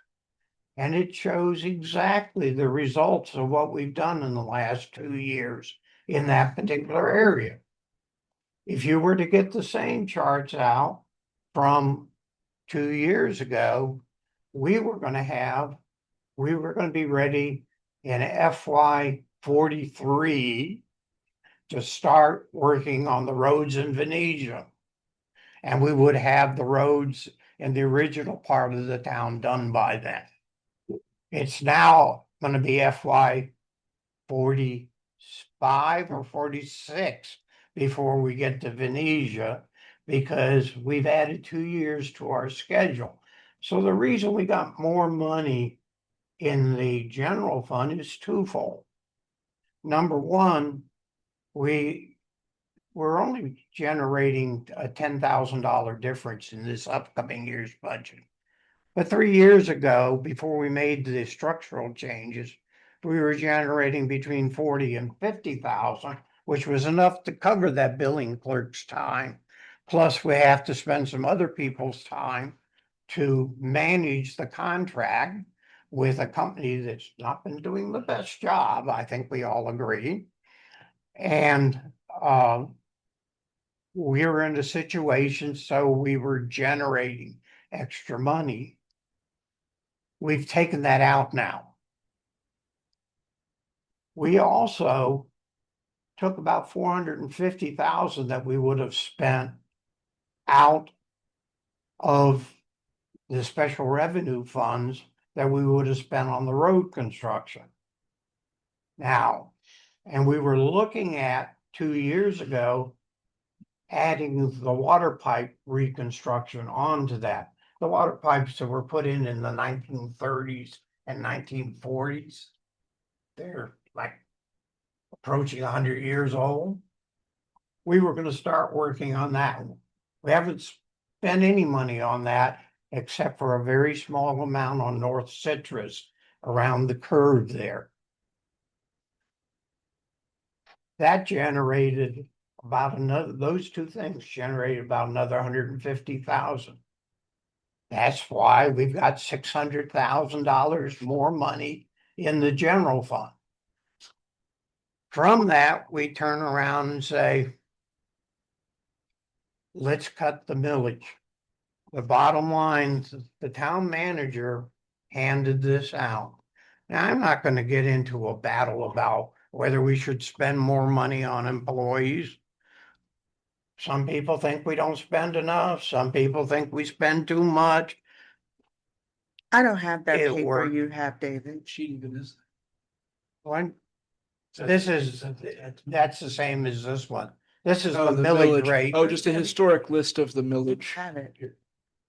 Yeah.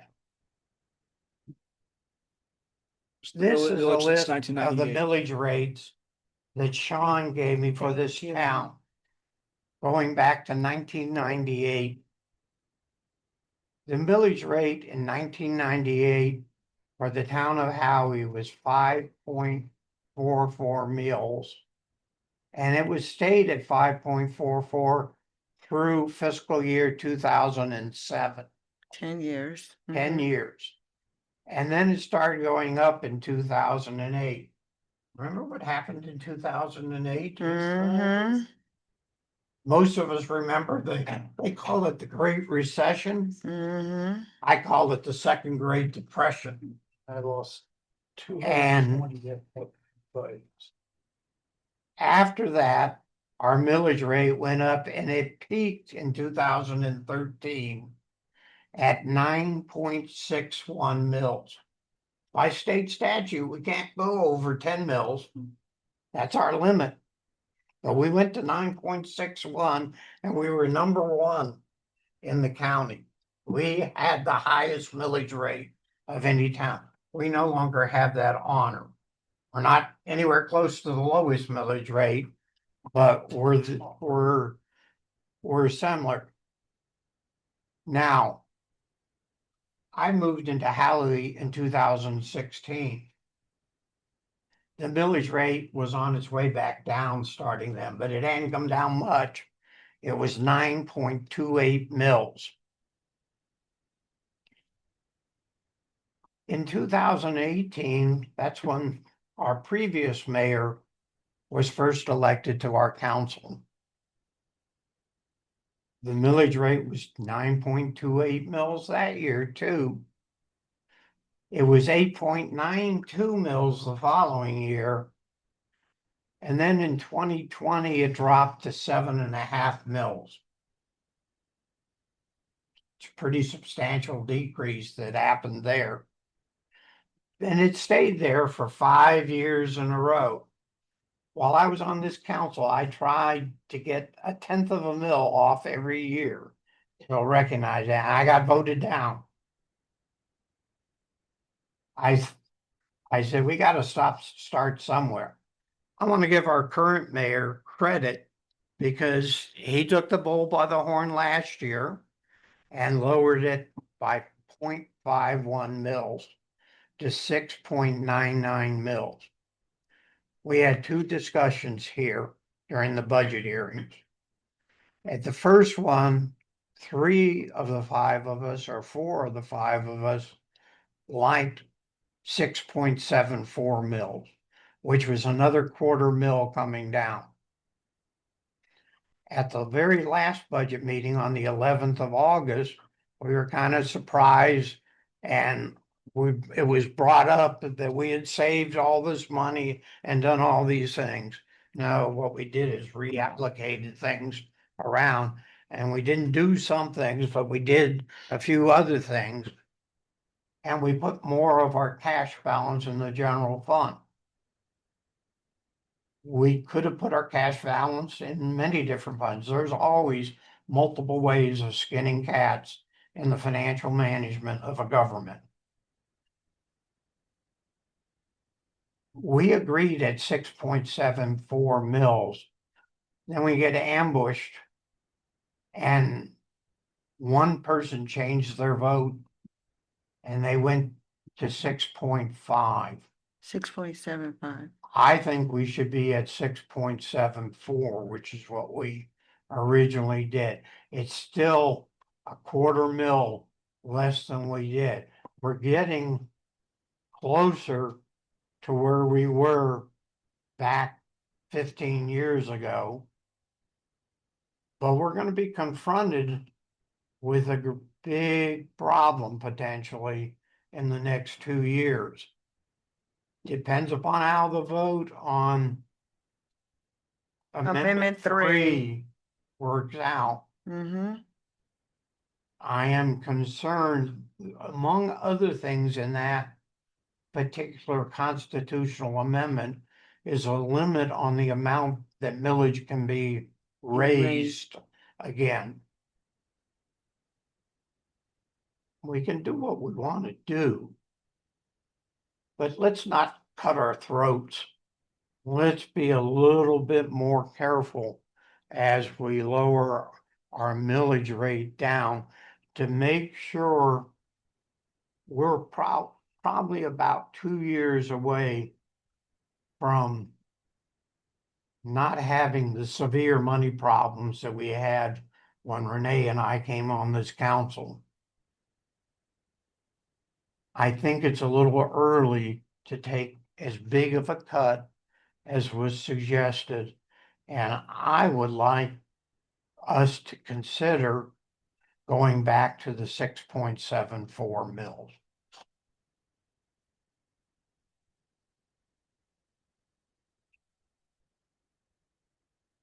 Um,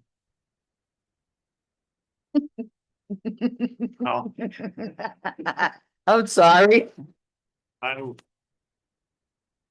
just on your third page. There is an error on there, but it's not your error. It's the finance manager's error, and that it's the finance manager's error, which I'm going to address tomorrow, because when we had the meeting and it was decided that we would not increase the amount of garbage on solid waste, what I think they misunderstood was inside of the budget that we already had in there, the 26,000 that was the difference between the revenue and the expenditures did not include the rate increase. And as a consequence of that, what they've done is they've taken the 4.4% twice. So effectively, as of tomorrow, that 392,960 is going to go up to around $409,000. So you're going to gain. So the 60 deficit will be less than 22,000. It'll be something like about 6, but that's based on you taking, because obviously you've taken half when we have we have two funds. We have the water and wastewater. The garbage, of course, is in the general fund anyway, but so you could realistically say that that is divisible by 3, not by half. So if yeah, but the rate structure for the garbage fund, I mean for the wastewater, has never been changed. There's no workload. When you change the water, you change the wastewater. And if a new house comes on, you put water and wastewater on it. You put garbage on second. We have a different contractor at garbage. We have the same contractor and the same in-house staff on water and wastewater.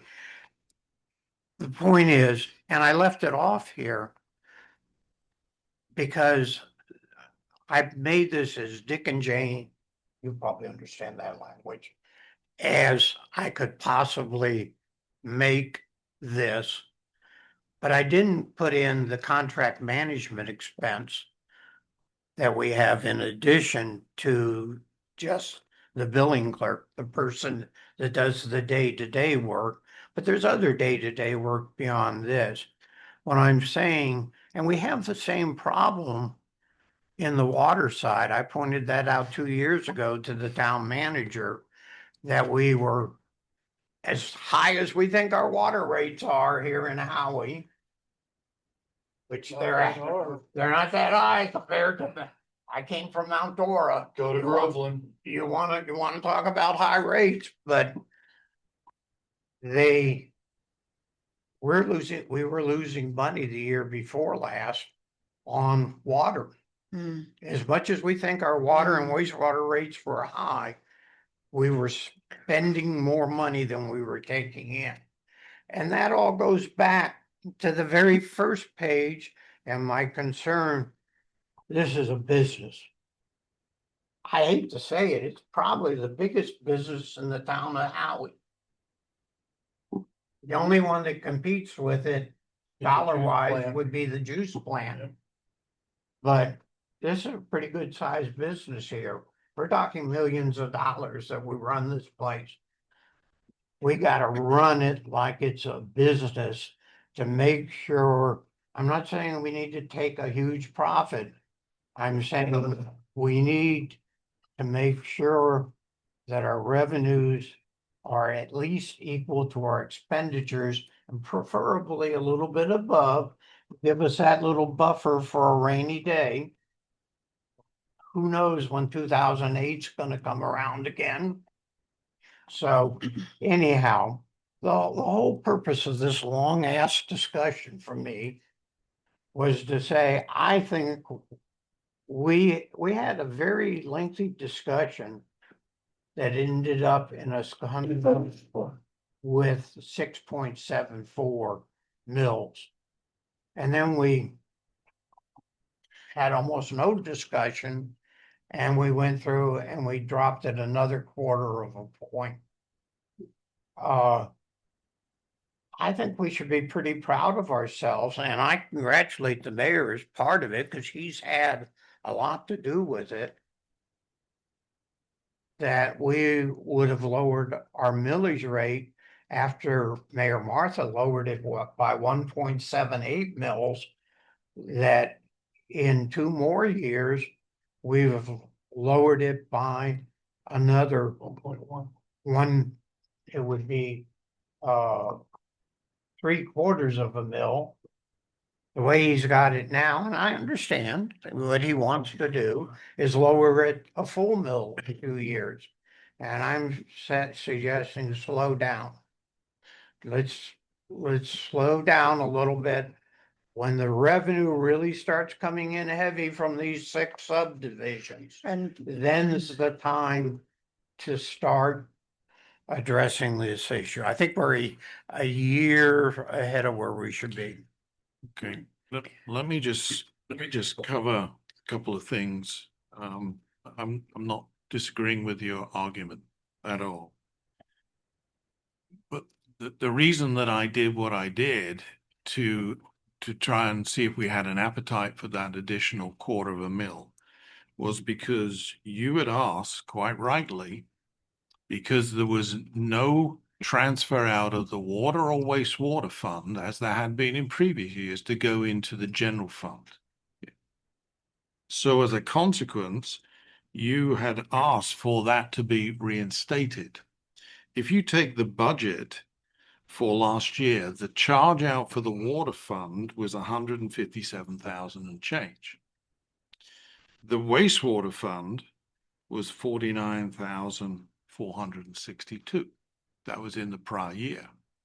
So we've gone from that, which is by my reckoning $200,000, to 0. So that was imposed back to the town manager and the finance manager to put that back into the general fund. And if you're adding 200,000 back into the general fund, it's not unreasonable that you would give 70,000, it's actually about 67,000 back to the residents in that additional quarter. Okay. Now, what has not happened is that 157,000 was not reinstated. In fact, it was reinstated by an arbitrary 80,000, not 157,000. And you've got to bear in mind that the staff costs have just gone up 6%. So that 157 is going to be added to 6%. So we have an arbitrary 80,000. In the wastewater fund, we still have zero. So all we've done out of that 200,000 is put 80,000 into the general fund. So there's a disconnect here. And I spent hours on Sunday comparing the prior budget, comparing the things that the council asked for to be done, and then looking at it in the new budget. And that's why I'm seeing the town manager and the town finance director tomorrow to go over these things so that we can look at why they didn't do what the town council asked them to do. Let me know when you're through. I want to talk about that. You know, at the meeting on August 11, you suggested that I hadn't done anything in the 2 previous years. That I had not done anything to correct some of the problems in the 2 previous years. And I did mention that I kind of got outvoted, which happened many, many times. But I did do a lot of the little tweaks. You not only did 2 big tweaks to the fund structure, but you did a lot of little tweaks. Well, I had done a lot of little tweaks too. It really ticked me off that it took 3 years to get the staff to straighten out the gas, utility, and franchise accounts so that they're properly structured. And now that we got this new franchise company coming in, there may be some real dollars there. Right now, there's only about $10,000 a year in revenue that we're talking about. But if we start providing service to hundreds of additional houses, there could be some revenue coming in from that direction. And knowing where it's coming from by having the structure correct is going to be a good thing. Many of the changes you made were of that nature and were good things. The 2 changes that were made to our structure that I don't agree with, and I mentioned it at the time, a year and a half ago, and I'm going to mention it again, and then I'm going to go home in about 4 more meetings and shut my mouth. But the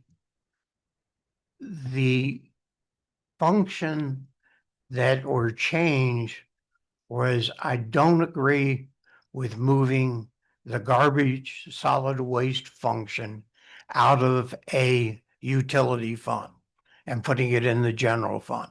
I think it's a business type activity and it belongs as a business type activity. The second change that was made was breaking our 1 special revenue fund into 2, which created a transportation fund and an infrastructure fund are the 2 new names. Those facilitated some of the realignment of cash balances that I just went over that I've seen happen over the last couple of years.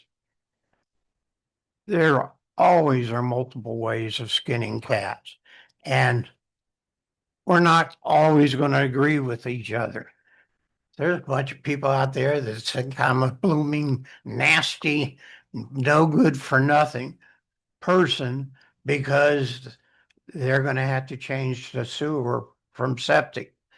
I wish I could trade places with them. I'm on septic and I'd be much happier on sewer. I can't have it done for a reasonable price, unfortunately, because the whole neighborhood I'm in doesn't have any sewer lines in it. But anyhow, Can I just get a motion? only want Extend one the meeting thing. for 30 minutes, please. Motion to extend the meeting 30 minutes. I'm looking for one thing, Time Can I begins have now. a and that's the second? millage rate. Can I have a second? Second. All in favor, say aye. Aye. Aye. Aye. Let's, and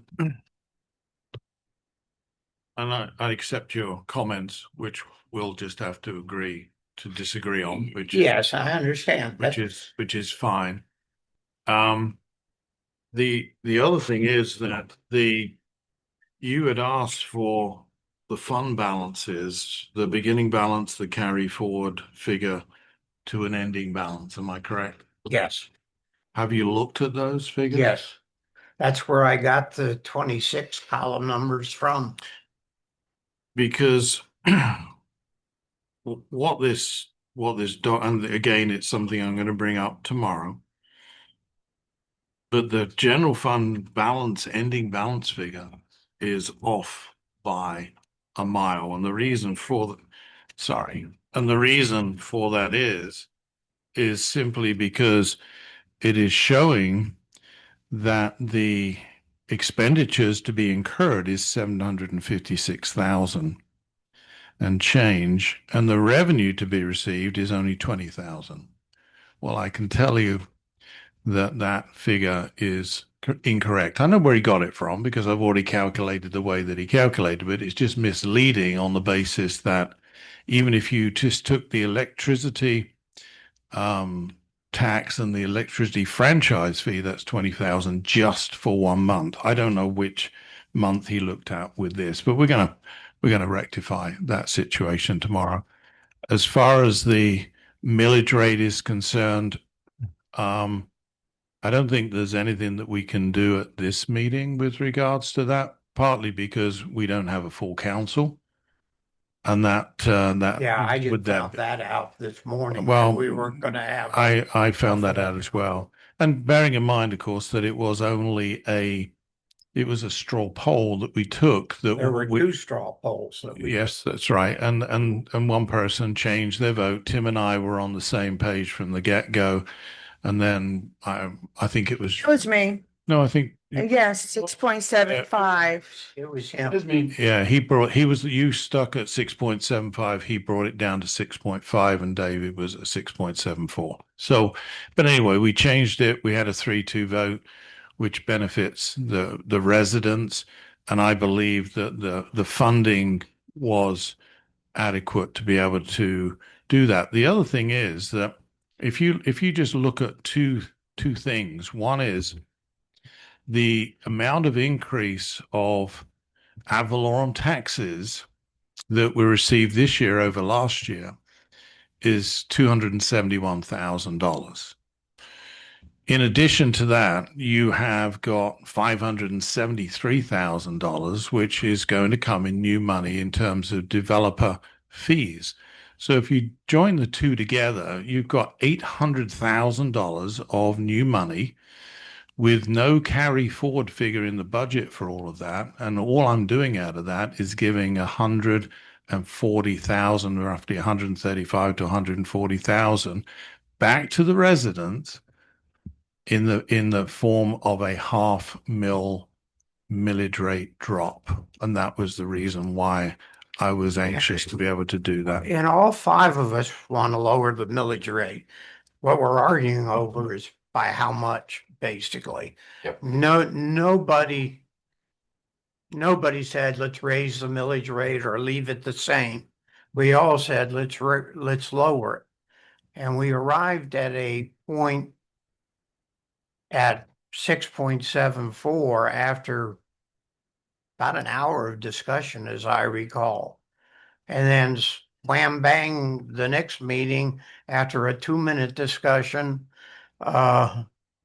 we all of a sudden were back to your position. But nobody else really supported your position until the second meeting. Well, Tim supported my position from the get-go. Oh, I'm sorry. You're right. So by making that switcheroo, we went from being in the middle, in a compromise position, to being all the way at one end. But I want to bring up one other point. One of the things that I don't do is I don't go in and look over our finance supervisor's shoulder and provide direction to him. That's not my job. That's his job. And it's not your job. It's his job.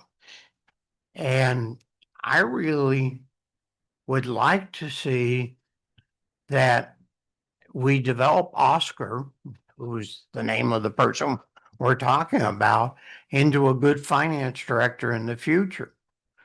Somebody that can kick ass and take names. And that's the type of person that you really need as a finance officer. I don't, if he can't do the job, then it's his job to get rid of him and get a new one. But I think he can grow into the job. I think this is a small town. It's a good, pretty soon we're going to have a finance department like the big boys do. And we need to allow them to run. It's okay if I find an error like the one that you just pointed out, I tell him. I don't call Oscar. I tell him. He's the guy that works for me. Well, And I think you should do the same thing. Well, just to cover that point, I text the town manager. I told the town manager that I found some errors, and I talked to the town manager about meeting with him and Oscar in the morning, not with Oscar. Now, there are certain things when I look at the finance report and find that there's an error, as there was in the June one, and I've just let Oscar know that he's made an error on it. But as far as the budget is concerned, I'm not going over the town manager's head in any way, shape, or form, and I'm not going directly to Oscar. In fact, I haven't spoken to Oscar about this at all. All I've simply done is looked over, as we all should, over the budget figures to find any anomalies that are in there, and I found some. So therefore, I'm meeting with the town manager, with Oscar tomorrow. And you're right, Oscar is extremely good. He's very capable. He's very talented.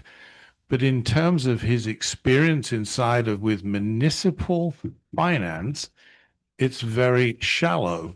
And therefore, he will only become the person that you want him to kick ass and take names is if he understands the things that he is not doing correctly so that he can do them correctly in a future year. And with that, I rest. Okay. So No, nothing else other than that to address. Thank you. All right. I think Counselor. it's my turn. Well, yeah. Go on. I didn't want to interrupt the conversation. I wanted to hear it in its entirety. The reason that I am just really conservative about lowering the millage rate any lower than 6.75 is in that, yes, we have all this development, which are residential homes that are getting built out. But at the same time, the country itself is experiencing economic vibrations. Some days is up, other days is down. Housing market in Florida is not at its best. And one of the things that I am really concerned about is the roller coastering that I am seeing in the economy and in the market. And when we talk about the town of Howey-in-the-Hills, to your point, David, when we came onto this council, there was some really concerning fiscal problems for this town that many did not know. While my concern is that will these homes sell at the rate that we would need them, and we still won't see full ad valorem from them for at least 2 good years, because the first year they pay for dirt, which is not at its full taxable level. And for that reason, like many of the townships that are surrounding us have focused over the last 3 years, which is almost 4 years, almost the entire time that we've been on council, is on commercial.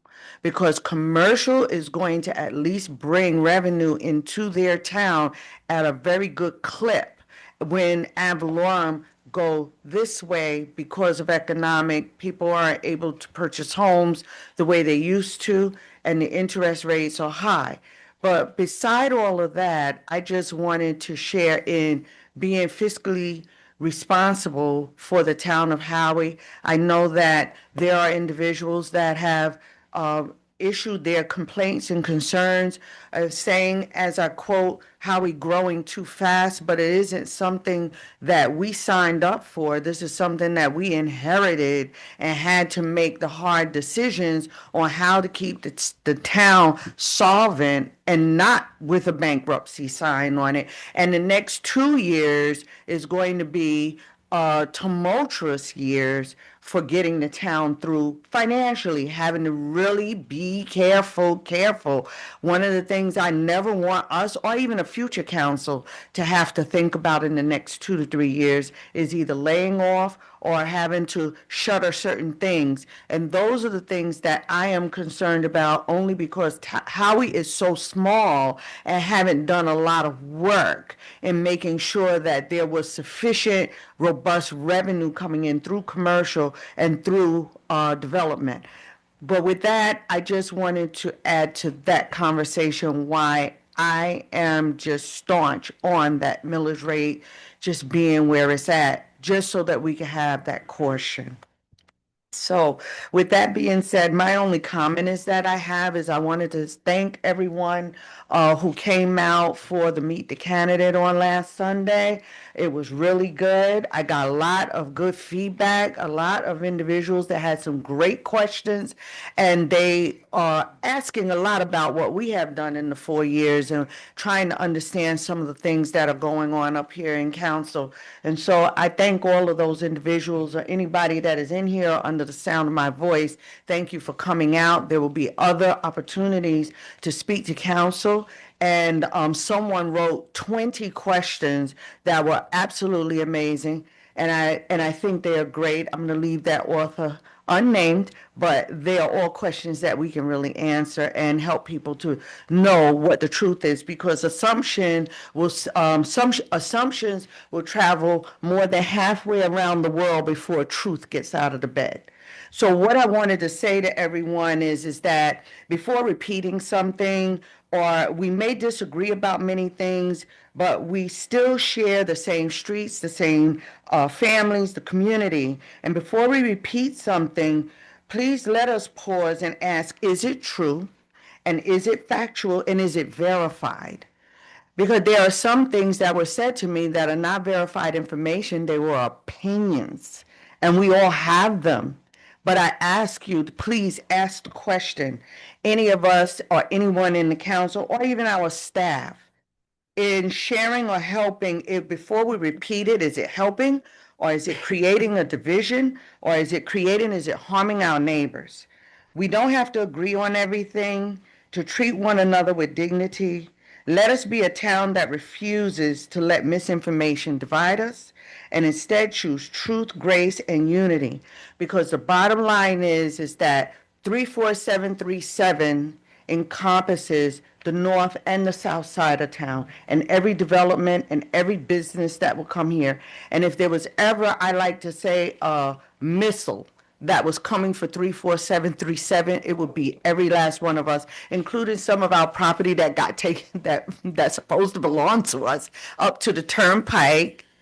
But we do have, that is something we really need to pay attention to. They share the same zip code, and I'm speaking, I don't know who's speaking back there, but I'm speaking. 34737, they share the zip code, but we don't get revenue from it. And they're developing it to be multi-millions of dollars that is going to impact our town. So not only for this council, but for any future councils that come, make sure to do the homework and ensure that revenue that is needed for this town to sustain, otherwise it will get suffocated by the surrounding towns around us. And that's my comment, Sir Mayor. Thank you. Can I have a quick alibi? October 9th, Friends of the Library will be hosting a Meet the Candidate at the library. So that's about 10 days prior to early voting. So October 9th. The candidate or candidates? Candidates, What all time? 7 are invited to show up. We'll start at 7. We'll nominally we have 2 hours blocked out now, but Do the candidates know this? not yet, but they will. Okay. And of course, good food and drinks will be provided as well. Okay. Well, I won't keep you very long. I just wanted to say that Mayor Pro Tem Eveline and myself went to the Florida League of Cities conference, 3-day conference, Thursday, Friday, Saturday. It's 250 miles there and 250 miles back. But it was an extremely good conference with a lot of workshops and breakout sessions. The ones that I particularly went to was practical disaster recovery. They talked about data centers and the impact that they will have. They talked about AI in City Hall. Small business, small cities, big ideas, leadership lessons that work was one of the topics which I found interesting. We had a superb opening session, which was by a lady who was a political historian, which was extremely good, but I won't bore you with it. There was also an open session on property tax amendment to talk about what the effect is going to be if the Amendment 3 passes.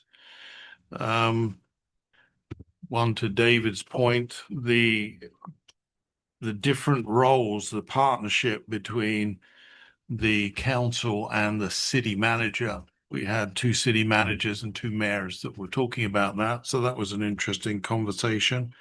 And also one about the budget. So all in all, it was an extremely good and enjoyable conference, which I learned a lot. We also made a lot of, well, I know Tim spent more time in the vendor hall than I did. But he's also got to talk to a lot of vendors about different things that the town is involved with, and I'm sure that he'll bring those back to us at some point. The only other thing, I did get a text from Ivy, the police officer, and that is that on this Sunday, August the 30th, there is a trivia night to benefit the Howey-in-the-Hills police charity. It's being hosted at the Whiskey Kitchen, which is on Highland Street in Mount Dora. Runs from 6 to 9 p.m. There will be music and the quiz, etc., etc. So if anybody has got nothing to do on Sunday night and you want to support our police charity, then Mount Dora is the place to go. And that's it. I don't think there's anything else. Unless anybody else has got anything for the good of the order, I will take a motion to adjourn. Motion to adjourn. Second. All in favor, say aye. Aye. We are adjourned. 8:50. Kind of a day-by-day thing. I mean, the problem is she has diabetes on top of severe asthma, now on top of AFib. So. It's a